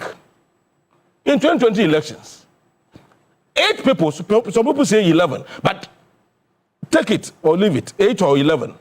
8 people died in 2020 election. They lost their lives. What did the MPP government do about it? What did the MPP government do about it? Right to life, oh, not right to free speech, speaking nonsense, oh. Human life. 8 of them were lost. They did nothing about it. As we speak, nothing has been done. And as at that time, Dr. Bawumia was the chairman of the police council. What did he do about it? Talking about what? Democracy and attack. Democracy and attack. In this country, MPP sneak and impersonated into our parliament to be part of a process to pass a bill to become a law. The Nakufado signed that law. It became a tax. I pay the tax. You pay the tax. I mean, that's an allegation that has never been. It is never an allegation. Ajosafo has come out to say she was not the one in parliament. That is never an allegation. Let's stop pampering them. You did this to this country, a whole parliament too. You entered the parliament with an impersonator. And you say our democracy was not under attack then. You ordered the military to enter our parliament. Democracy was not under attack then. A whole constituency, SAL, for 4 years, didn't have representation in parliament. Every Ghanaian must have a representative in parliament. A whole constituency, for 4 years, didn't have representation. And democracy was not under attack. You see they are thinking, the way they look at things, they see themselves to be some special human beings. So to them, the least in their party is more superior to any other Ghanaian. Therefore, a Ghanaian will die, they don't care. But somebody will speak nonsense, if the person is arrested, it becomes an issue for them. These are the people you are dealing with. And let me tell you this, one of the major cornerstones of our democracy is accountability. So if people have engaged in things that were inimical to this country, and they are being asked to account for their leadership, or there was stewardship, should that be a problem for demonstration? That Fenyo Makin Wontumi has done nothing, he's in prison, he's a political prisoner. Nonsense. Excuse my French this morning. Nonsense. Why should we allow people In the name of politics, you join a political party, all of a sudden, you are a special Ghanaian. And these are the things we need to call MPP out on. We need to let them know this democracy under this government is far better than the democracy. was talking about dictatorship. My God, the Nakufado and President Mahama, dictatorship. Sometimes you have to control yourself. If you are speaking about these people, my former party people, if you are speaking about them. So, this issue of let me say something that I put down here in addition to what I've said. Okay, I was talking about the accountability. Where is Keno Furata? A political party, your finance minister has run away. You are not ashamed of it. You are still talking. Your former finance minister, your president's own brother has run away, After serving this country for 7 years, come and account for stewardship. You have run away and your political party are still talking. You see, the reason why politicians do the things they do is that they know they can misbehave, they can loot, they can steal, they know they can mismanage the economy, but Ghanaians will always bring them back. So when they are doing it, they don't care. But giving MPP's own record in terms of the economy, in terms of corruption, and they are talking about nole prosequa. Now let me say this. If MPP indeed had strong evidence against those they took to court, and after 8 years they could not secure any conviction, then I wonder the kind of attorney general they had. Then it's a big time failure. They failed Ghanaians big time. That you thought people had serious issues. You have strong evidence against them. You took them to court 8 years. You could not secure conviction. Then you are not talking about it. Now, if, on the other hand, if they did not have any strong evidence, but they took the people to court just to frustrate them, then it wasn't a persecution, it was political persecution. That is why I will be very angry at this government if after 8 years we don't see people behind bars. Like people paying the money they've looted from this country. So, this, as I said, the whole demonstration, come on, and they were talking about numbers. Me, Solomon Owusu, Hobson, and others, we can do demonstration in a week's time. We get about 10 times this number. Demonstration, you see, the costs, the economic costs of demonstration and the security costs, unnecessary things. They should have joined us. I was even expecting the former president to be part of yesterday's ceremony. I mean, we are building a nation, we are not building a political party, but see, because I have been a member of MPP, let me tell you the philosophy of MPP. And this is the philosophy of the party. And this philosophy was made known by my own uncle, B.J. Darocha. When Alan, at a point, wanted to leave the party, he wrote to the party and said, Alan, if you put national interests and party interest here, Alan will choose national interest. Such a person should not be allowed in the party. So MPP philosophy is party first, Ghana second. So we are dealing with people who don't care. Other than that, they should have been there yesterday because it was a national program for all of us. So these are the people we are talking about. So let's ignore them. Let's move. See, this country, I will urge this government to stay focused. Attorney General, please, let's not waste time. We don't have time. All those who have looted this country, have plundered this country, and they have to account for whatever they did. Please, let's do things fast. The tribunals, let's put them in place very quickly so that we can prosecute those people. If you have not done nothing, you go home. But if you've done something, either you pay, you go to prison, or both. Okay. And that is how we need to build this country. All right. Let me come to Richard and Mr. Yagba first. I want us to deal with just two preliminary issues, and we'll get into the specific issues that you raised in the protest. The first one has to do with the timing, which Ebo makes reference to. I mean, with all that has gone on, could the party not have organized this event any other day other than August 6th, when the nation was basically remembering that unfortunate incident that occurred a year ago? Good morning to my colleagues around the table, to your good self, and to your viewers. How many minutes are you giving me for this discussion? You have 10. Good. First of all, I'll answer your question. But first of all, let me just appeal to my brother Bachman to slow down. The tone with which he's speaking is not acceptable. Some of the, he doesn't determine. No, he's talking about me. No, he's talking about me. Richard, you don't determine what is acceptable on this table. Some of the but we'll make progress when we allow each other to speak. He listened to you uninterrupted. So let's allow him to because he mentioned yes, you have the chance to respond. Some of the language he's using, I don't think is TV friendly. I think that he's gone overboard, excessively emotive about the matter. If he doesn't want to discuss it, he can easily just pass it on. But I don't think that in a democracy where demonstration is legitimate, is constitutional, to describe it as useless, it makes me wonder if he actually understands what the issues are. You can disagree with the matter without being excessive the way he has been. Now, he talked about the minority leader in ways that are derogatory, and I don't think that is acceptable. I won't talk about him like that, so I don't see that it's right for him to talk about the minority leader in a manner that he did. If he's your junior, so what? If you're a junior, so what? If you inspire him to get into politics, so what? So what? There's no points there to be made. Do you want to say that President Mahama doesn't have seniors, but he's the president of the country? What does that mean? So I don't see the wisdom in that point. Now, number two, about Honorable Apenyo-Markin, he says that he slapped a police officer. Complete fallacy, fabrication. It's a lie. He knows. It's not true. I was standing right there. Police, the investigation was done. Is there any record to suggest that what position he's affirming has been proven? I was right there. And we've talked about this matter ad nauseum. That, look, it's not true.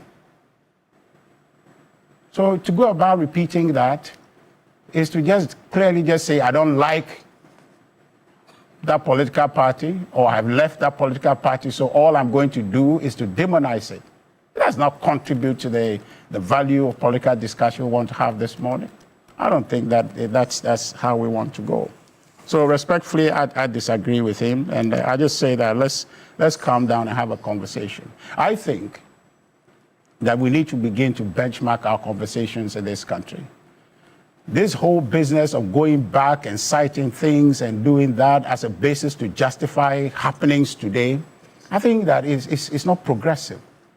Because really, if we want to engage in that, the country suffers. Because what that is going to do is that tomorrow, what is happening today will become the benchmark for tomorrow's happenings. And that will be a different political party looking behind and saying that what we are doing relative to what was done yesterday, we think that we haven't done any wrong. And in fact, the general conversation will not be about what is happening today that we need to improve. It will be about what happened yesterday that Ghanaians have given verdict on in a process having to change a government. Then we litigate that as a basis to guide our way forward. I think that is regressive rather than progressive. So that also I want to put on record. Now to your question. August 6th, that we organized our demonstration. I've heard people, and my brother also expressed that view that it appears insensitive. I don't disagree. I agree to the extent that it's a solemn day. People wanted to remember the death of those Ghanaians who were in service to the country. I think that it's important to solemnize that day. And so people who make that point, I take it on board. And what I want to say is that we did not organize that demonstration unaware of how solemn the day was, except that we hold the view that the two are not mutually exclusive. In our view, the two are mutually inclusive, because we saw that our country is trending in a certain direction That is dangerous. In our sub-region, you see Ghana as evidence that democracy can't work in Africa. We hold a certain place in the democratic conversations in Africa. In this fourth wave of democratization, where we're led even by Benin, and you saw even recently Benin slipping back and things like that, Ghana has stood tall in the conversation when you're talking about democracy in Africa. Now, when in a period you see that democracy sliding, things happening that could lead to its inevitable reversal, and you want to defend that, it is not child's play. It is all we have. Let anybody tell me what Ghana's claim to fame is now, today, apart from our democracy. It's central. It is what we must protect and bequeath to our children. So if there is anything going to jeopardize that democracy, we have every right to defend it. And our being on the street yesterday is constitutional. It's a solemn responsibility we have to ourselves and posterity. That cannot be treated as though it's nothing. We're just not there on the street yesterday because MPP invented demonstrations. No, it is constitutional. So when we are exercising a constitutional right in defense of our constitution, if we're exercising a constitutional right in defense of our democracy, nobody has the right to demean that exercise and say that, as for that one, it's not important. You cannot say that. If you are saying that, then what you are doing is to minimize your point to tell me that it's important for me to solemnize yesterday, but then you are telling me that the solemn responsibility we have to our posterity, that is not important. You cannot achieve both. That's why we take the position that we can walk and chew gum at the same time. The two events are mutually inclusive. The outcomes are the same. We are protecting our country. We are celebrating our heroes. They are not separate matters. I don't want to go into the other instances of, oh, this person was there, this happened in the past and all of that. But we need to be clear-eyed about what is happening. If you don't put premium on what exercise we did, constitutional exercise as citizens in a democracy that must participate constructively. And it was peaceful demonstration. It was peaceful demonstration. And so if anybody goes about to say that, oh, as for that, it appeared like a waste of time, the person doesn't appreciate the issue. Your critics make the point that if democracy was under attack, you couldn't have marched to the Jubilee House. And they make reference to your own administration, where basically was declared a security zone. People were not allowed to protest when they wanted to even go over there. And they make reference to the protest that took place that had a lot of people arrested. I mean, you made a point earlier that we should look forward, but those are matters that we still have to look to when we are making a point about whether we've deteriorated or not. We can't do the analysis without looking at the past. So you have to be clear. Are you saying that our democracy deteriorated under us, and so therefore there's no basis if there's evidence that something like that is happening? No, the question is that critics point to the fact that you were able to walk all the way to the Jubilee House to present a petition, something that couldn't happen in the past, and they say that is that not evidence that the democracy is thriving, unlike what your party would make us want to believe? No, I don't think that you're focusing on the substance. Yes, we walk to Jubilee House to present a petition. That's okay. But I mean, what about I'm coming. What about the concerns we have raised? Well, we didn't raise concern about, we are not able to go and present petition at the Jubilee House. Maybe let me put it in context so that you get what I'm saying. Yeah. There was a protest, it was Occupy Jubilee House protest that took place under your administration. Yeah. The roads were blocked. They were not allowed to go there. In fact, to the extent that lawyers, normal protesters who were standing, were all picked up, banded into vehicles and taken into the police station. That's the context within which people are complaining that is the record that took place under your administration. So your point being that because that happened, we don't have the right to demonstrate today. Is that your point, essentially? The point being made is that you can't say that democracy is under attack when there's a vast difference on the right to protest, which you have admitted is very crucial to a democratic system. But so you are going back to the point of looking back instead of looking forward. Yeah, but what has happened yesterday? Look back. No, if but you the are point making analysis. Here's the thing. To determine that. No, you do your analysis that way, but that analysis is crystallized. We went to an election, agree or disagree. The NDC won. They litigated that matter. Okay, that people wanted to demonstrate and all of that, and they were not given the right to demonstrate, and so therefore, you know, that's bad, isn't it? If you go to my Twitter, I made a quote about that to say that that's not acceptable, anyway. But the point is that we went to an election in 2024, NDC won that debate. Is that not the case? So if you are looking back and telling me, it's almost like having me a price I have paid to you, you are still burdening me with that. I've discharged responsibility under that conversation. So now we'll look forward. They are making that same mistake to do with our democracy. Let's talk about that instead of talking about yesterday. Okay, people are being treated in our country, okay, unequally. There are conversations about NDC operatives who are engaged in Galamsey. Okay, people have been referred to EOCO for investigation. For how long now? What have you heard about it? There is a certain alacrity with which opposition elements are prosecuted. But when it comes to NDC, persons, they are treated differently. Their own national organizer, their own second or third vice chairman, Yakubu Abanga, Yami, their own MP, Hafano MP, Mohamed Yakubu, the MP for our win, one Oscar Labi. These are people that traditional authorities have had concern to sack them from their palaces because they have evidence saying that they are engaged in Galamsey. What has happened to that? Our laws, President Mahama, when he swore to uphold our constitution, it was not so that he would treat certain class of citizens special and others not special.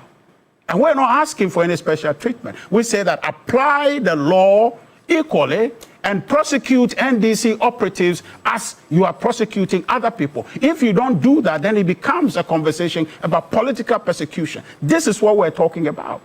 So if yesterday you want to refer to some people want to go and occupy Jubilee House and they didn't, this is their own commission that we must say that if it wasn't good yesterday, it cannot be good today. So the conversation must center on what militates against our progress today and not what happened yesterday and a verdict was issued on it.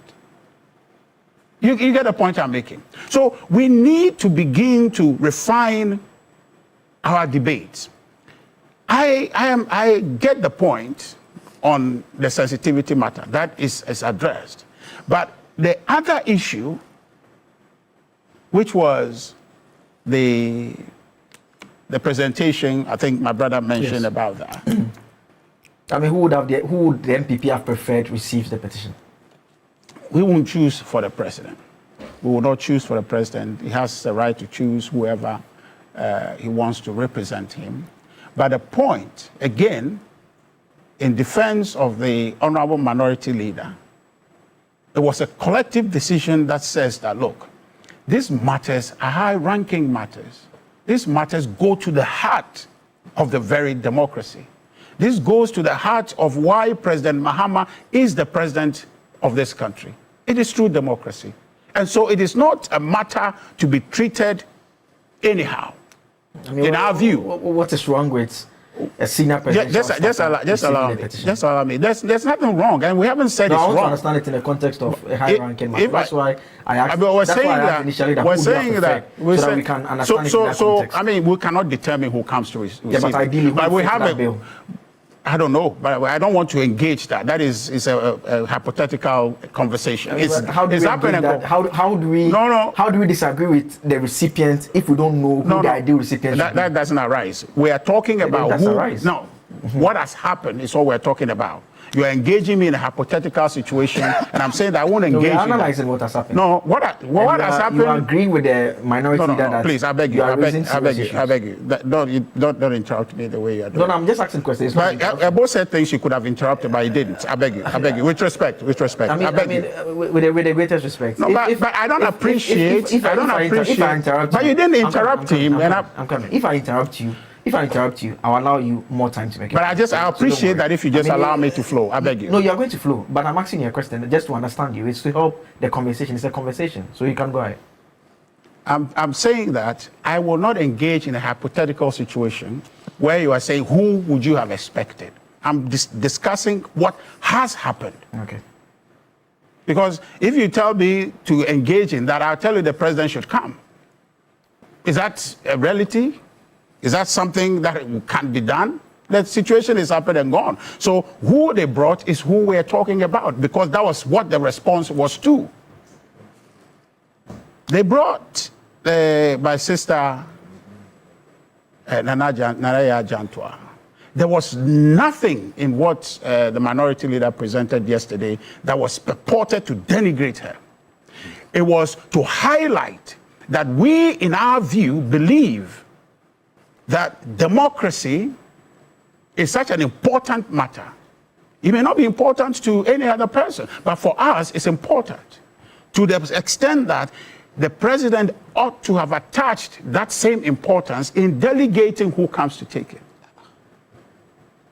And so to that extent, we feel that the president has not elevated the issue to the pedestal we thought that it merited, because, I make this point, President Mahama won't be the president of this country but for democracy. So ought to be respected. Okay. And so if that is the matter, then we expect that you associate that level of importance to it. It is not about Nanaya, but it's about the issue, the government of the issue, the extent that we think that that matter ought to be elevated by the delegation. We think that it didn't accord it the appropriate, importance. Okay. I mean, in protocol, if a president of a country is visiting Ghana, you don't just send anybody to go and receive the person. It's symbolic. It will not mean anything, but it's symbolic that you accord the same respect to the person. You understand? Right. If it's a vice president, if it's just a diplomat, you know who to send. And as a statecraft, the Jubilee House is aware. And so to delegate somebody, which in our mind makes us feel that, so this whole issue, the government is not taking it importantly. And mind you, the treatments and the matters that we have complained have happened and have continued. We have complained and no action has come. And so we getting on the street, you told me that if you interrupt me, you give me time, but now you are saying, okay, as though I should stop. You understand? These matters have not been responded to. And so for us to then take the next step in a democracy to say that we'll go out there and vent our displeasure as Constitution allows, and then the president sends somebody, in our view, that makes little the issue, we feel that we will not take it lightly. We wanted to make that point. So it's unfortunate that it was Nanaya who was at the receiving end of this matter, but it has nothing to do with her. It was for us to make the point in protest to how we felt that the president had treated this concern, which we feel is important. It goes to the heart of our democracy, the essence of why President Mahama is the president of the republic, and he ought not to have treated it just like any ordinary issue, but attach a very high importance to it and designate somebody to receive it that reflect that I pay particular attention to this matter. So I receive your petition and we'll take a look at it, see what we can do to guide our democracy forward. That was the basis. So it has nothing to do with Anaya at all whatsoever. It's somebody we respect. And if you listen carefully, if he had played everything Apenyo said yesterday, you would have seen where he says, I have great deference for you. He said that word, he used that word. If you want, you can play it. I was standing just 2 people away from him. And so let's not make the issue about that. Let's not make it and personalize it and begin to attack people. I heard Nanaya herself. I was looking to call her, but yesterday I got a bit busy, to call her when she went to a radio station to come back and make it as though Apenyo was targeting and insulting her. I think that is most unfortunate. She took it out of context. We were making a point to the government to say that this important matter, don't treat it like any odd matter, and not elevate it by bringing somebody to take it where it gives us assurance that, yes, the president takes this matter seriously. That was the point. It was not against Nanaya, and I hope that settles the matter on that one. Okay. Let me hold on for me, Ebu, hold on. Let me come to AB. Let me come to AB now, and maybe we'll start off from the last point that he makes about the state protocol and what his expectations were. But I don't even wait for you to ask the question. What do they expect? What do they expect on the day they chose to do the demonstration? What do they expect? Have you ever gone to a funeral house? And when you go there, are the people busy mourning their dead person, or they are busy receiving visitors? They were visitors at the Flagstaff House. They chose a particular day, so they must be ready for the consequences that follow about that day. Do they understand? This is home sense. Oh. People are mourning. You chose that same day to go and present your petition, and you say somebody higher than Nanaya. Even Nanaya Jantua, they should have sent a cleaner from that office. I'm saying that. I mean, cleaners. But cleaners. Why didn't a security man attempt to receive? No, that was the director of the Bank of Ghana. Director of security at the so, Bank okay, they should have brought the director of cleaners at the Flagstaff House. So why cleaners? Hey, let me talk. We say petitions are received by receptionists. No, anybody from the Flagstaff House can be. They can be assigned to the job. You chose a day that everybody was at the funeral grounds. And when I say funeral grounds, you understand what I'm talking about. You chose that day. And you think that everybody must wait for you to come before they start their funeral? Afenyo, Nana Yar'Adua is a senior presidential staffer. You know her equivalent is either a minister or a deputy minister. So if they have brought John Jinakpo to take it as a minister, they won't say anything. Or if they have brought who is a deputy in this government, they won't say anything. But Nanaya is the person of Nana Yar'Adua that they didn't like, to be frank. So for him to say that, Afenyo Markin said indifference, or what did he say? He used a word. With respect. With respect. Abba. We are lawyers. We go to court, my lord, with the greatest respect. But the next thing you are going to insult. The next thing you are going to insult. So what does he think? Play of words. Play of words. It's the art of a lawyer. Play of words. Even on this table, if I want to insult Ahiagba, my good friend Ahiagba, he's my very good friend. The next one, bah. We know we do these things.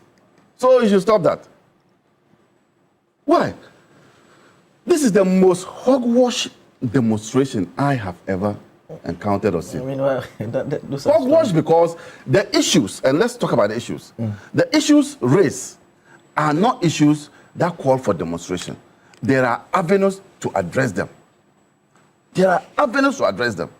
And that's why I call it hogwash.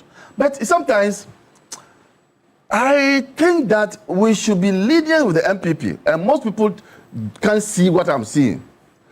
Opposition blues. Opposition blues. When you have been in government, particularly a government that thought that it will never go into a position, you know, some of their people will never hand over. When such a party goes into position, it is difficult to then operate within the opposition set. They still feel. Sometimes they smell the coffee. They smell the power and still think that they are in power.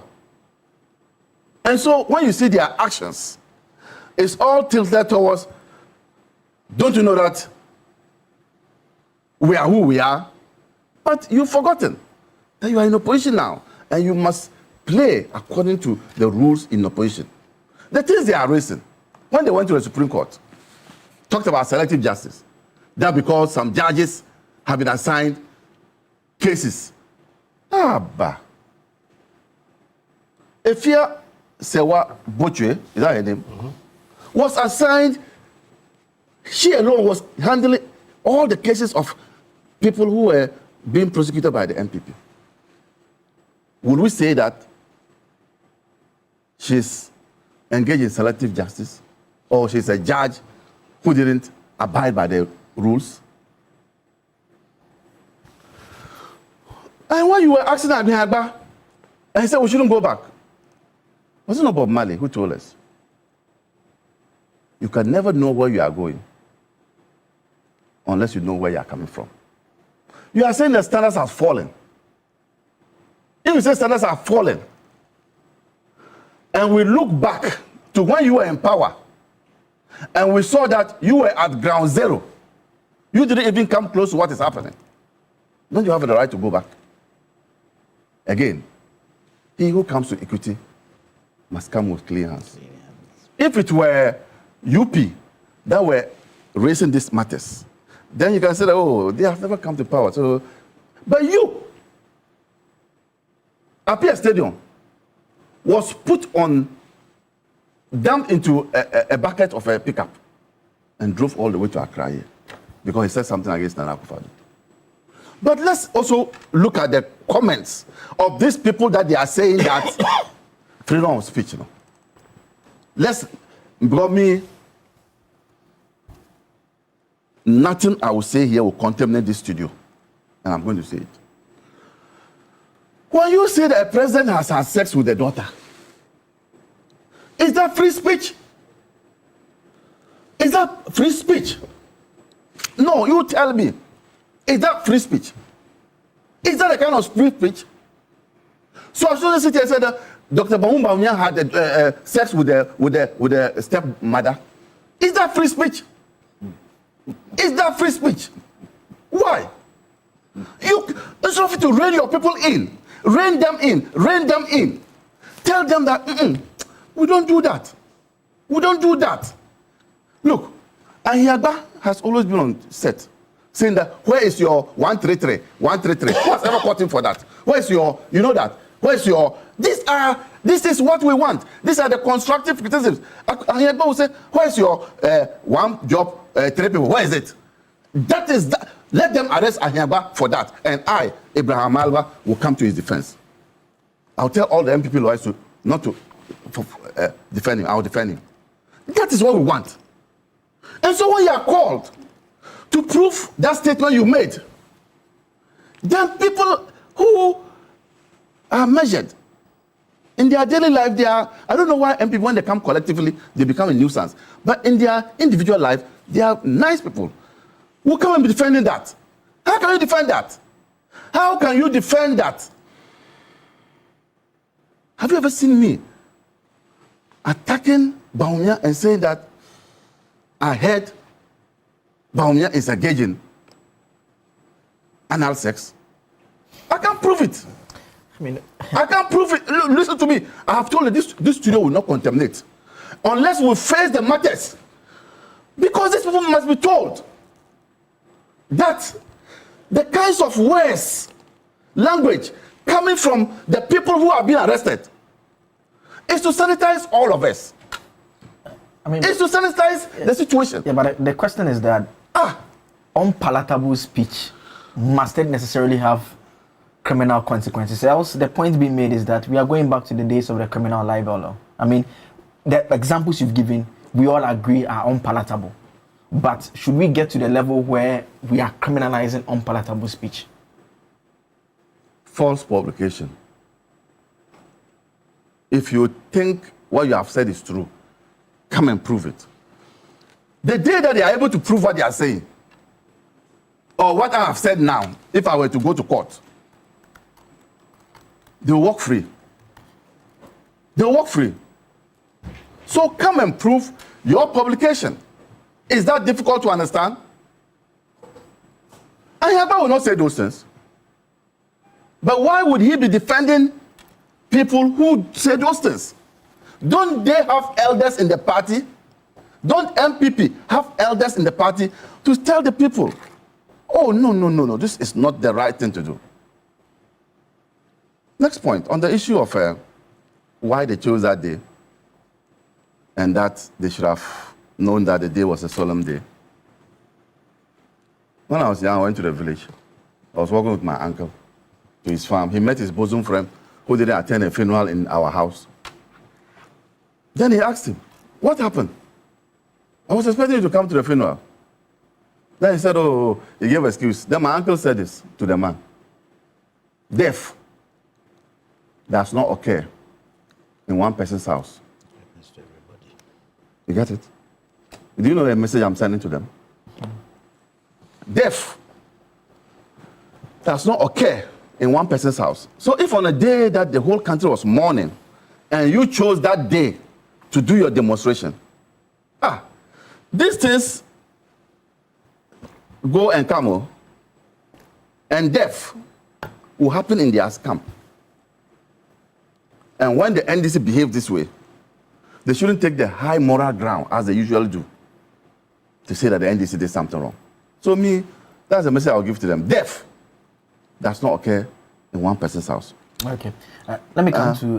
why? Okay, you go ahead, wrap up for me. I thought you were done. What's the meaning of... Why are you doing this to me? You still have some few minutes more. Just, you know I have some one few or minutes two. more. So wrap up for me.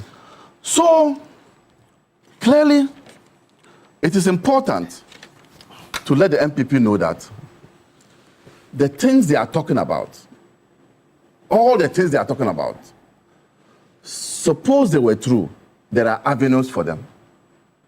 Does the Chief Justice have the right to issue a fiat to allow a judge to continue listening cases and doing cases during holidays or not? He has the right to do that. If you feel aggrieved by the exercise of that power by the Chief Justice, what do? You file a case in court because it is a discretionary power he has exercised. You can go to court and have a judicial review application on it. You don't go to the Flagstaff House and say, me, I won't go to court. Me, I won't go to court on that day. Don't go. Don't go. The case will go on. And that is a reason why you should demonstrate.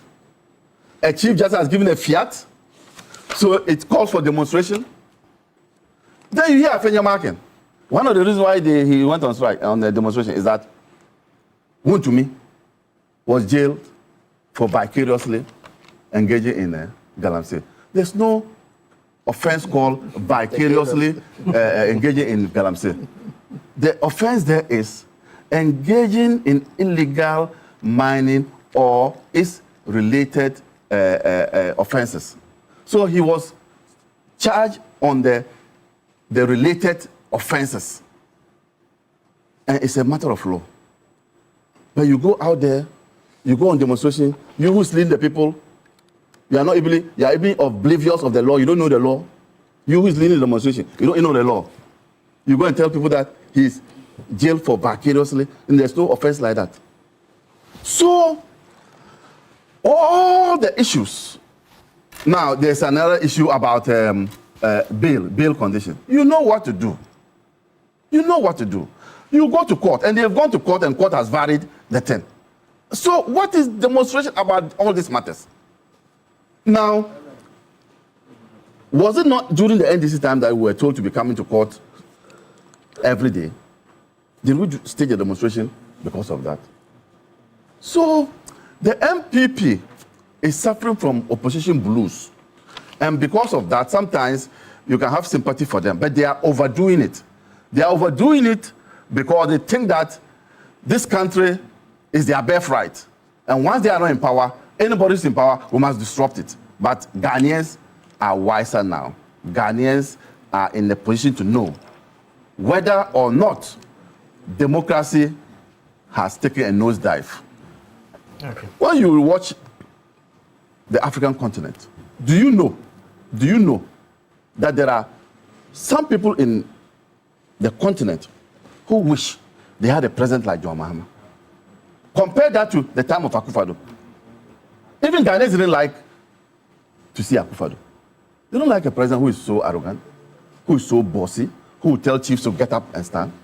If you listen to when they are playing football for national anthems, they say those who can get up should get up. It's not like you must break your neck, your leg to respect the national anthem. What if you are sick? And the chief on that day said he was sick, you remember? So we don't do that. And all these things put together suggest that this country is doing much better in terms of our democracy than where we left. Okay. Let me come to Mr. Jantua now. And Senior, your sister was caught up in this. She's your sister, right? I'm told there's no tree word for cousin. So, but she's actually your sister. So she's your sister, I guess. My blood sister, yes. She's my younger sister. Yes. Same mother, same father. Okay. I mean, you saw what played out, and you've heard the explanation from Richard as well. I mean, what are the thoughts on your mind in relation to that issue first? You know, sometimes I ask myself, and I have lived through all governments, and this sense of entitlement and arrogance with the UP tradition, I don't understand. In the days of Nkrumah, it wasn't so obvious. So I asked myself, what went wrong? What has happened to the UP tradition of B.J. Darocha, Peter Alajete, Duboahin, my own uncle J.A. Kufuor, Kwampi Nim, Samuel Odo Sykes, J.H. Mensah, Samuel Okujato. What has happened to the MPP then? These men were respectable men in the MPP, and when they spoke with power. What has happened? It all stopped with President Nana Addo. The MPP have the right to demonstrate, but have no right to instruct President Mahama who picks a petition. And I phoned Nanaya when I heard it over the radio. And she said to me, we were at the memorial service when everybody at, in Flagstaff House was there. So President Mahama called her and said, Nana, please go and receive the petition on our behalf. Go and receive the petition on our behalf. Did President Mahama feel Nanaya was a nobody that he sent her? Did he feel that? No. He felt she was credible enough to receive a petition from the MPP. So what are they telling us? What are they talking about? But why are you surprised? Why are you surprised? They have a good teacher in President Nana Addo. Good teacher. A good teacher who would order chiefs to stand up when his daughter is standing next to him on the phone and they are singing the national anthem. Good teacher. Did it happen or it didn't happen? Did it happen or it didn't happen? And so, how can Afenyo Makin decide that somebody is a nobody? What criteria does he use to say somebody is a nobody? Because of what? And listen to my good brother Richard. In their estimation, they felt that what? The issues were grave. Their estimation. It was grave. And so they needed who? Who do they need? Did they want President Mahama to come and stand there and receive it? Is that what they were looking for? That is in your estimation. And it is your right to feel so. Take a straw poll in this country to see the things that they have outlined where it will stand. Take a vote. Let's open the phone lines. Take a vote with the issues and let's see how many people will agree with them. They're trying to tell me that in their era, things like this didn't happen. And Richard said we should forget about the past. How can you forget about the past? It's the past that you used to do what? Look into the future. So I don't understand why Afenyo Makin, in the presence of the cameras, would do what he did. Forget the fact that Nanaya is my sister. But, as you rightly said, she, as he, what do you call rightly said? AB rightly said, she is a senior staffer. Me, when I go to Flagstaff House and I want to see her, I sit down. I sit down for them to go and tell her somebody is looking for you. And sometimes I can sit there for 2 hours, irrespective of the fact that she's my sister. But even does it matter? Does it matter? Both sides, and this is what MPP tend to forget. The fact that you're a political party means you are there, whether in opposition or in government, to serve the people.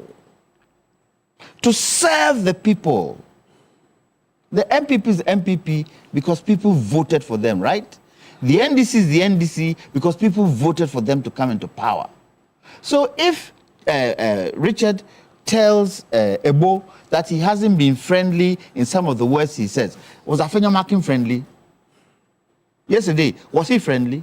If for nothing at all, the fact that she's a woman alone, he will show some respect. Did he show respect? Look at your when you opened the phone lines when you were, what do you call it? Look at what people were saying. Look at what Ghanaians were saying. Look at what they were saying. And so far as I can see, they seem to be living in a bubble. They seem to be living in a bubble and seem to feel that they are the only party who can see this country through. And why? Were they able to handle the economy during their time? Were they?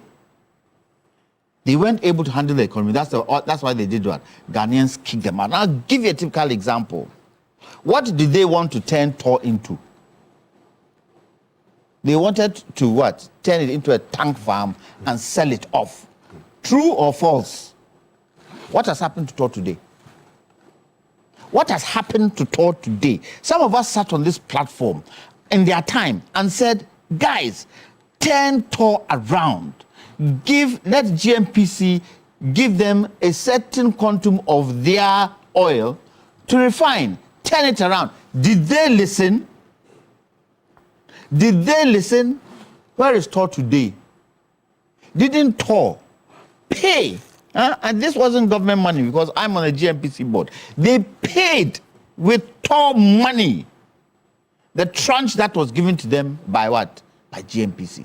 Were they able to do it? They were rather interested in selling such a national asset. So you cannot tell me that we shouldn't look into history. We look into history to look into the future. And I heard Nanaya indicate something about her father being what? Gone to Oxford lawyer. Oxford lawyer. She said it for a reason. She said it for a reason. She said it to tell Afenyo Market that she was brought up well. She was brought up with respect. That's why she didn't do the things. She could have attacked Afenyo there. Did she? Did she say anything? And Afenyo said that with reverence or with what? You've already said it. You've already insulted the person. You're trying to cover it. Play off words. You know, the legal profession is such a profession where respect is number one. Irrespective. Respect is number one. That's why when you walk into court and you're sitting down and a senior walks in, it is because of respect you get up for him to sit down. And that runs through in your life and in everything. Look, in my days, people like Darocha, people like Alajete, people like J. Kufo, people like Kwame Penim, they used to have discussions with my father. My father was CPP. He was CPP through and through, but they used to have discussions about the country Ghana. So why, on a day like yesterday, when we were observing people who died for the sake of a canker, you decide to go on demonstration? Saying the answer is death does not occur in one person's are you with? Huh? It is going around. You decide to have a demonstration on such a day. Death is going around. What if they had it today? What difference would it have made? Mm-hmm. Just today, sir. Just today. Today is Friday. They could have had it today. They could have had it on Monday. Was there no wise man in MPP to say that, this is a national thing. Let's go, let's attend, and let's have a demonstration. And even, you know something, and this is where they probably lost road. If they had, as the MPP, gone full force to the remembrance service, what would people have said? They are showing unity. And had even given their demonstration much stronger gravitas in terms of the issues that they raised. Ghana is for every Ghanaian. Ghana is for every Ghanaian. And anybody, we sitting around this table, we are not sitting around this table because I'm Kwame Janto or because it's Amaliba or because it's Obo or because it's Hayabe. We are here to serve the people. That's why if we say anything untoward, you as the host has the right to walk us out or tell us to shut up. Because we are here to serve. The MPP should remember that governance is service to the people. You are the least of the lot. It's the people who have the power. And so respect them. Nanaya, isn't she a Ghanaian? Isn't she interested in democracy? So why do you think what you were presenting was much higher than she standing there receiving it? Why do you think so? I don't understand. They need to build confidence. And I keep saying, if you want to win the next election, build confidence in the people. That is where the issues are. And Abi was right. There are different areas where you can do what? Talk about the issues you're talking about. But when you do these types of things, in respect of the fact that you have the right to demonstrate, when you do these types of things, you are politicizing the judiciary. Are you trying to tell us that President Mahama calls the Chief Justice and tells him what to do? Is that what they're trying to tell us? Is that what they're trying to tell us? That they politicize it? How many arms of government do we have in Ghana? Judiciary, legislature, executive. Do all three not have their own responsibilities? And if you have something against certain sentences, is the judiciary go to? Is Richard trying to tell me? Is Richard really trying to tell me that the what's his name? Untumi is clean? Can Richard put his hands on his chest and tell Ghanaians, Untumi is clean? And if we feel, or government feels, or the institution that you worked for, it has been seen that certain things didn't go right and they've taken it to court, are we not supposed to get the right answers to it? And remember, anybody who is taken to court is innocent until proven guilty. Who to me was innocent until he was proven guilty. So I would suggest, and they can take my suggestion or leave my suggestion, stop politicizing the judiciary. Stop it.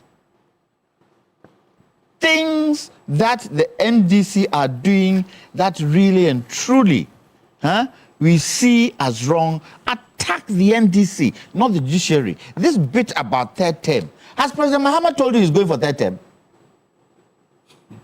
Has President Mahama phoned MPP, I'm going for third term? Has he told them?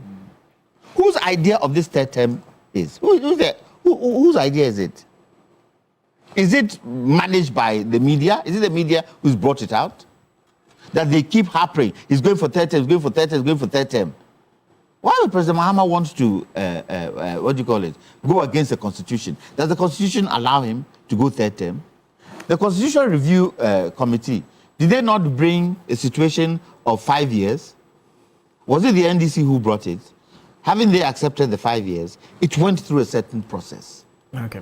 So they should stop this third term issue that they are trying to do and try as much as possible to build their party. Because, We cannot allow a one-party state in this country. We cannot allow it. Okay. And they are the largest opposition party. They have just come out of government. They want to come into government. And I'll tell you, these things that they are doing will not bring them back into government. Yes, and Richard will turn to me and say, Kwame, look at your own party. Yes, I look at my own party. But my own party has gone through so much challenges that in Ghana today, it's difficult for a party that hasn't been in power for so long to surface its head. Very extraordinary. But it doesn't mean it's not possible. Okay. We do need a strong opposition. And really and truly, I do not think some of these things that the MPP do make them a strong opposition party. Okay.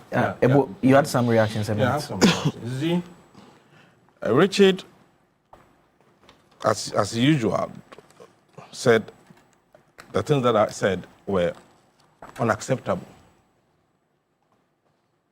But all the things MPP people were saying, I've been saying on social media, they're acceptable. You see, on one hand, this is unacceptable.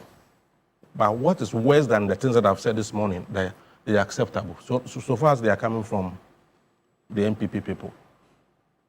You see, my point is MPP, I know MPP in and out.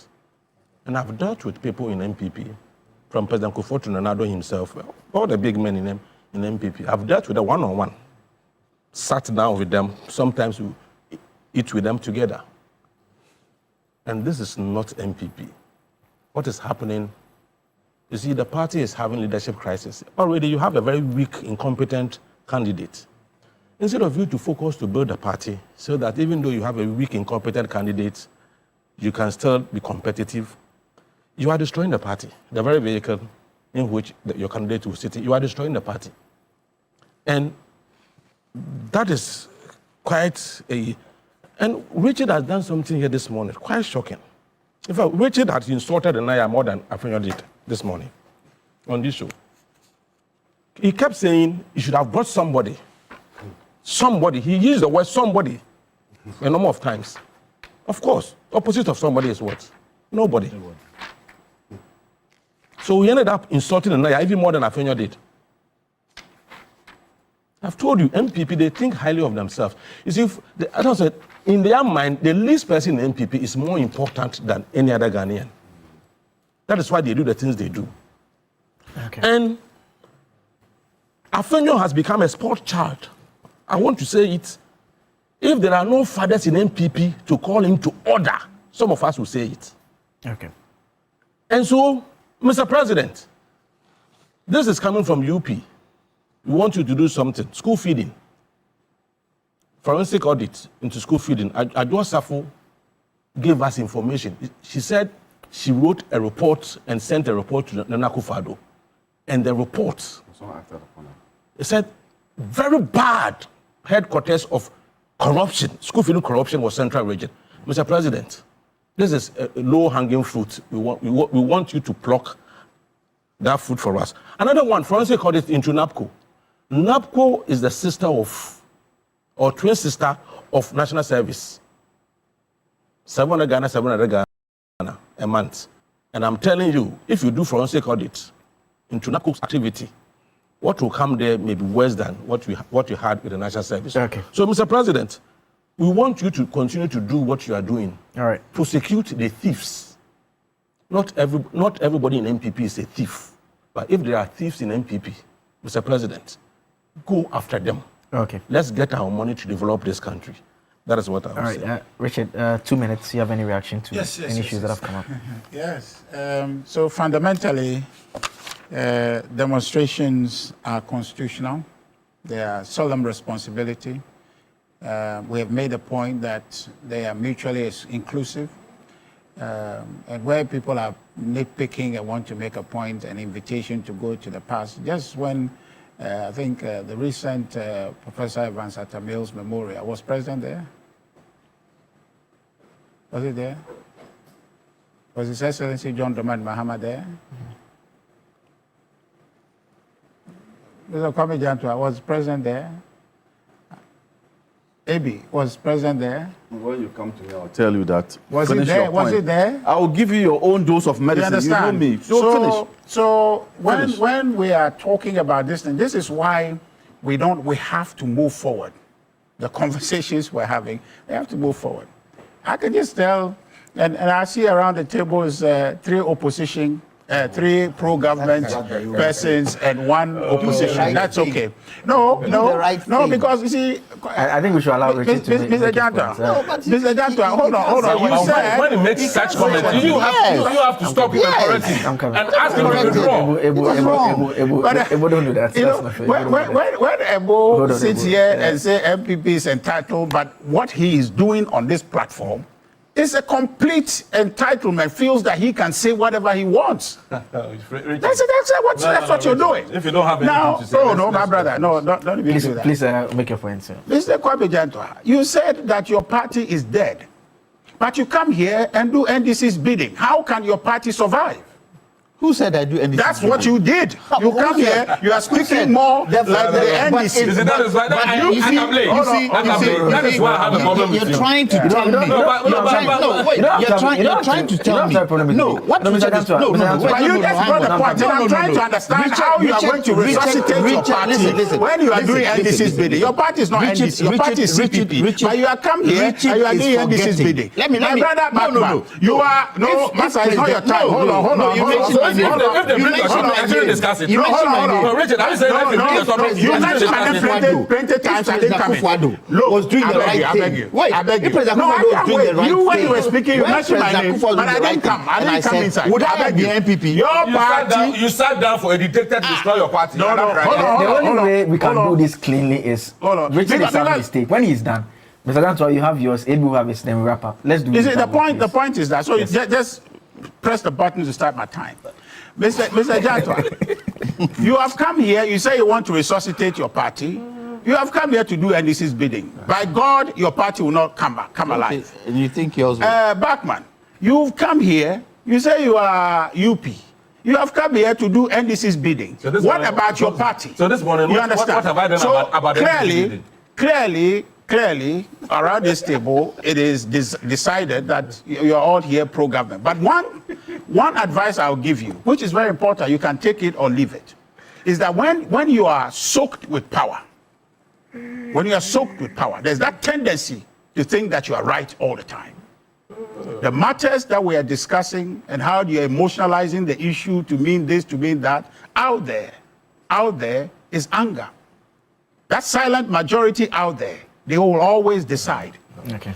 We just came out of government. I can tell you that for free, and you must listen. The truth, that's what you want to. That is the enterprise your party is engaged in. To mobilize.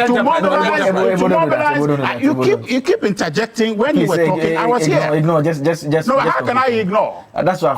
Unless you want me to also do it, so you should try and ignore. Okay, because I can do it. No, it's not necessary. Okay, so all that you are doing with your political parties is to try to rally public disaffection for the New Patriotic Party. But right now, the New Patriotic Party is not in government.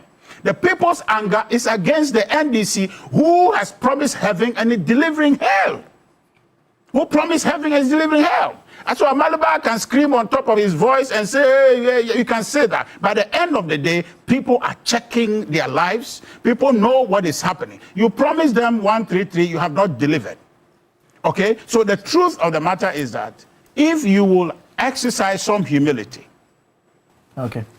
in having these conversations, it will help. You can brush it aside. But I'm telling you that the numbers you saw on the street, everybody said they can organize a demonstration. This number. We saw, hold on. If you do that, we'll not conclude. I will try some for Ebo. When he's talking, I'll do some. No, don't do that. He's done talking. You see, Ebo, we saw in 2024 the kinds of demonstration you did. We saw it. Okay, so don't belittle what you saw out there.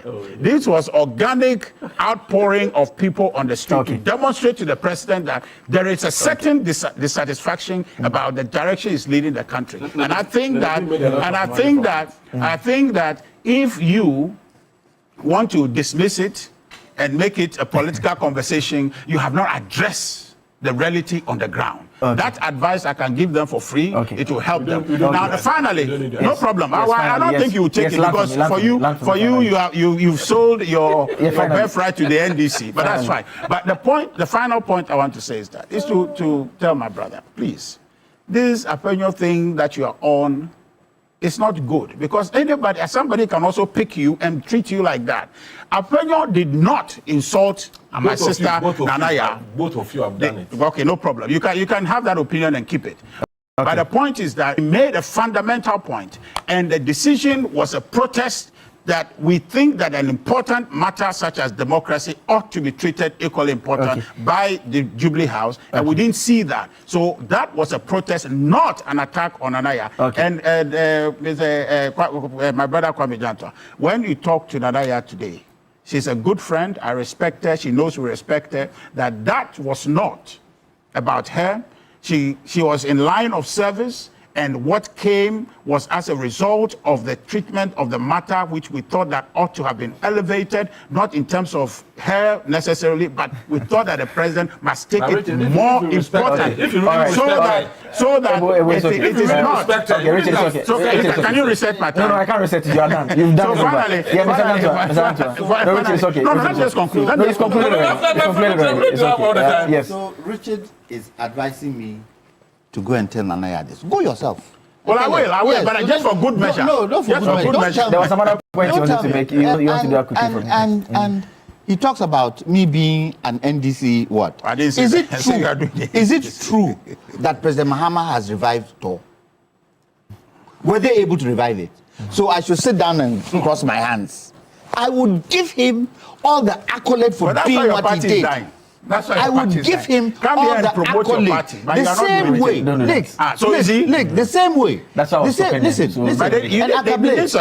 Akable, you've been on this set, and I have said, President Akufo-Addo's the policy they brought out. One district. One factory. Which they have cancelled. Wait. Oh, Richard. And the agriculture one. When I'm talking, we're talking plenty. And the planting for food and jobs. I've said on this platform, it was one of the best. Which they have cancelled. Please. They have cancelled it. Let me finish. Let me finish. But you say it's good. No, all the money on NAPCO. Instead of please, stop. Let me finish my argument. I have sat on this platform to say that. Does that make me an MPP person? Does that make me an MPP person? Okay. Mine. And if you see my politics is for Ghana. I speak for Ghana. Not for your party. I am not the kind of person who brings my political party before country. Like MPP. Like you bring political party before country. No. And we saw it in your 8-year reign. That's not true. Where individuals brought this country down. One of them being the man out there who you don't want to bring back. But you think you have the right to talk. But please, Mr. Janto, you are a lawyer. If you say that we have failed to bring Foriata here, how is that our position? Only one was not you are done. Yes. So accord me that respect, and I did it for purpose because I want my message to go.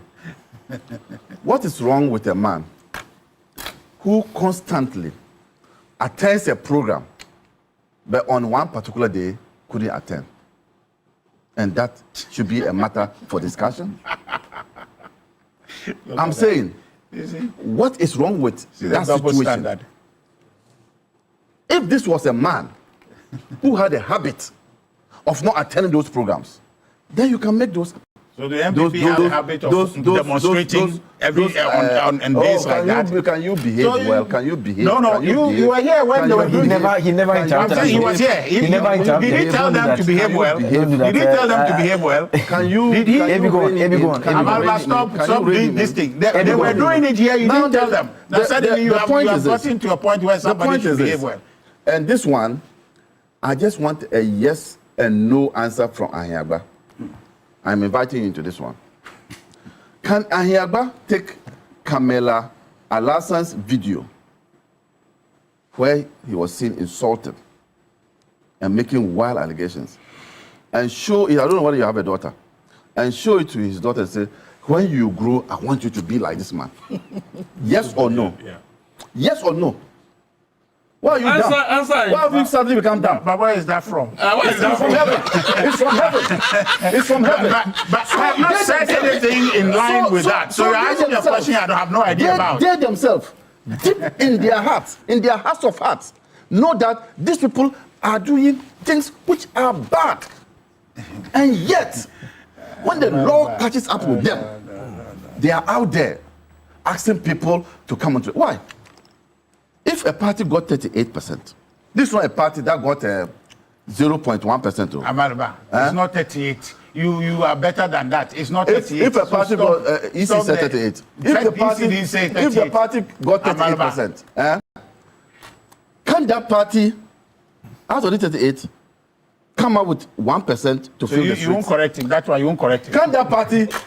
You won't correct him. I'll do that. When? If it is me, then you are interjecting. Listen to me. Correct him. You listen to me. Is it 38? Is it 38 MVP got? Let's grant He him. knows for a fact that. Okay, I'm coming. I will do that. You have to come. If you do this, we'll not close. No, I'm saying your platform cannot lend itself to that information. Come down for me. No, I'm not agitated. I'm just saying that Yes, you have to be balanced. The argument is I've been very balanced. I've been very balanced. You are not I've been very balanced. Correct. AB, land for me. But this 38 thing, you keep it's being repeated over and over. We all know it's not true. Let's leave it. I'm coming to revise. I'm coming to 41. Let's assume that because I'm 41. No. You know, but this is a serious matter. No, I'm just saying that. It's for nothing. Listen to me. I'm saying that you don't lend to platform to be doing those things. Because now, my feeling about that is that you are allowing an NDC propaganda on your platform about our party, which is all right. So, 41. I mean, it's I think when this thing, there might be a proper protest about it. Okay. You know all right. something. So that's all time would allow us this morning. That's all time would allow us this morning. Your microphones are actually off. No one is being heard on this. So that is all time would allow us this morning. First draw now that is coming up on the screen now. Let's put a draw on the screen now and let's run the draw now. The first draw, the first two draw. Let's see who the first winner is. We are giving out 2,000 cedis. Let's see who the winner is. And so the winner is coming up now. Okay, that will be up on the screen quite shortly. We'll try and do that and bring you the very latest on that. But an update to share with you is that lawyers for Bernard Entry Bwesiako Chairman Wontumi, they have filed a motion at the court seeking bail pending appeal, and this motion has been filed by Samuel Atachia, who is lawyer for Chairman Wontumi. Is scheduled to be heard on the 19th of August at the High Court Criminal Division 4, asking that the court should grant Chairman Wontumi bail pending the hearing of the appeal that we know that the lawyers have filed. So that's an update that we are sharing with you this morning. My guests have been Richard Ahiagba with the New Patriotic Party, who is seeking to be the first vice national chairman of the NPP. Ebo Bachman is with the United Party as well. Kwame Jantua is a lawyer with the Convention People's Party. Abraham Amaliba is with the National Democratic Congress. We'll take a quick break. We'll be right back with more. This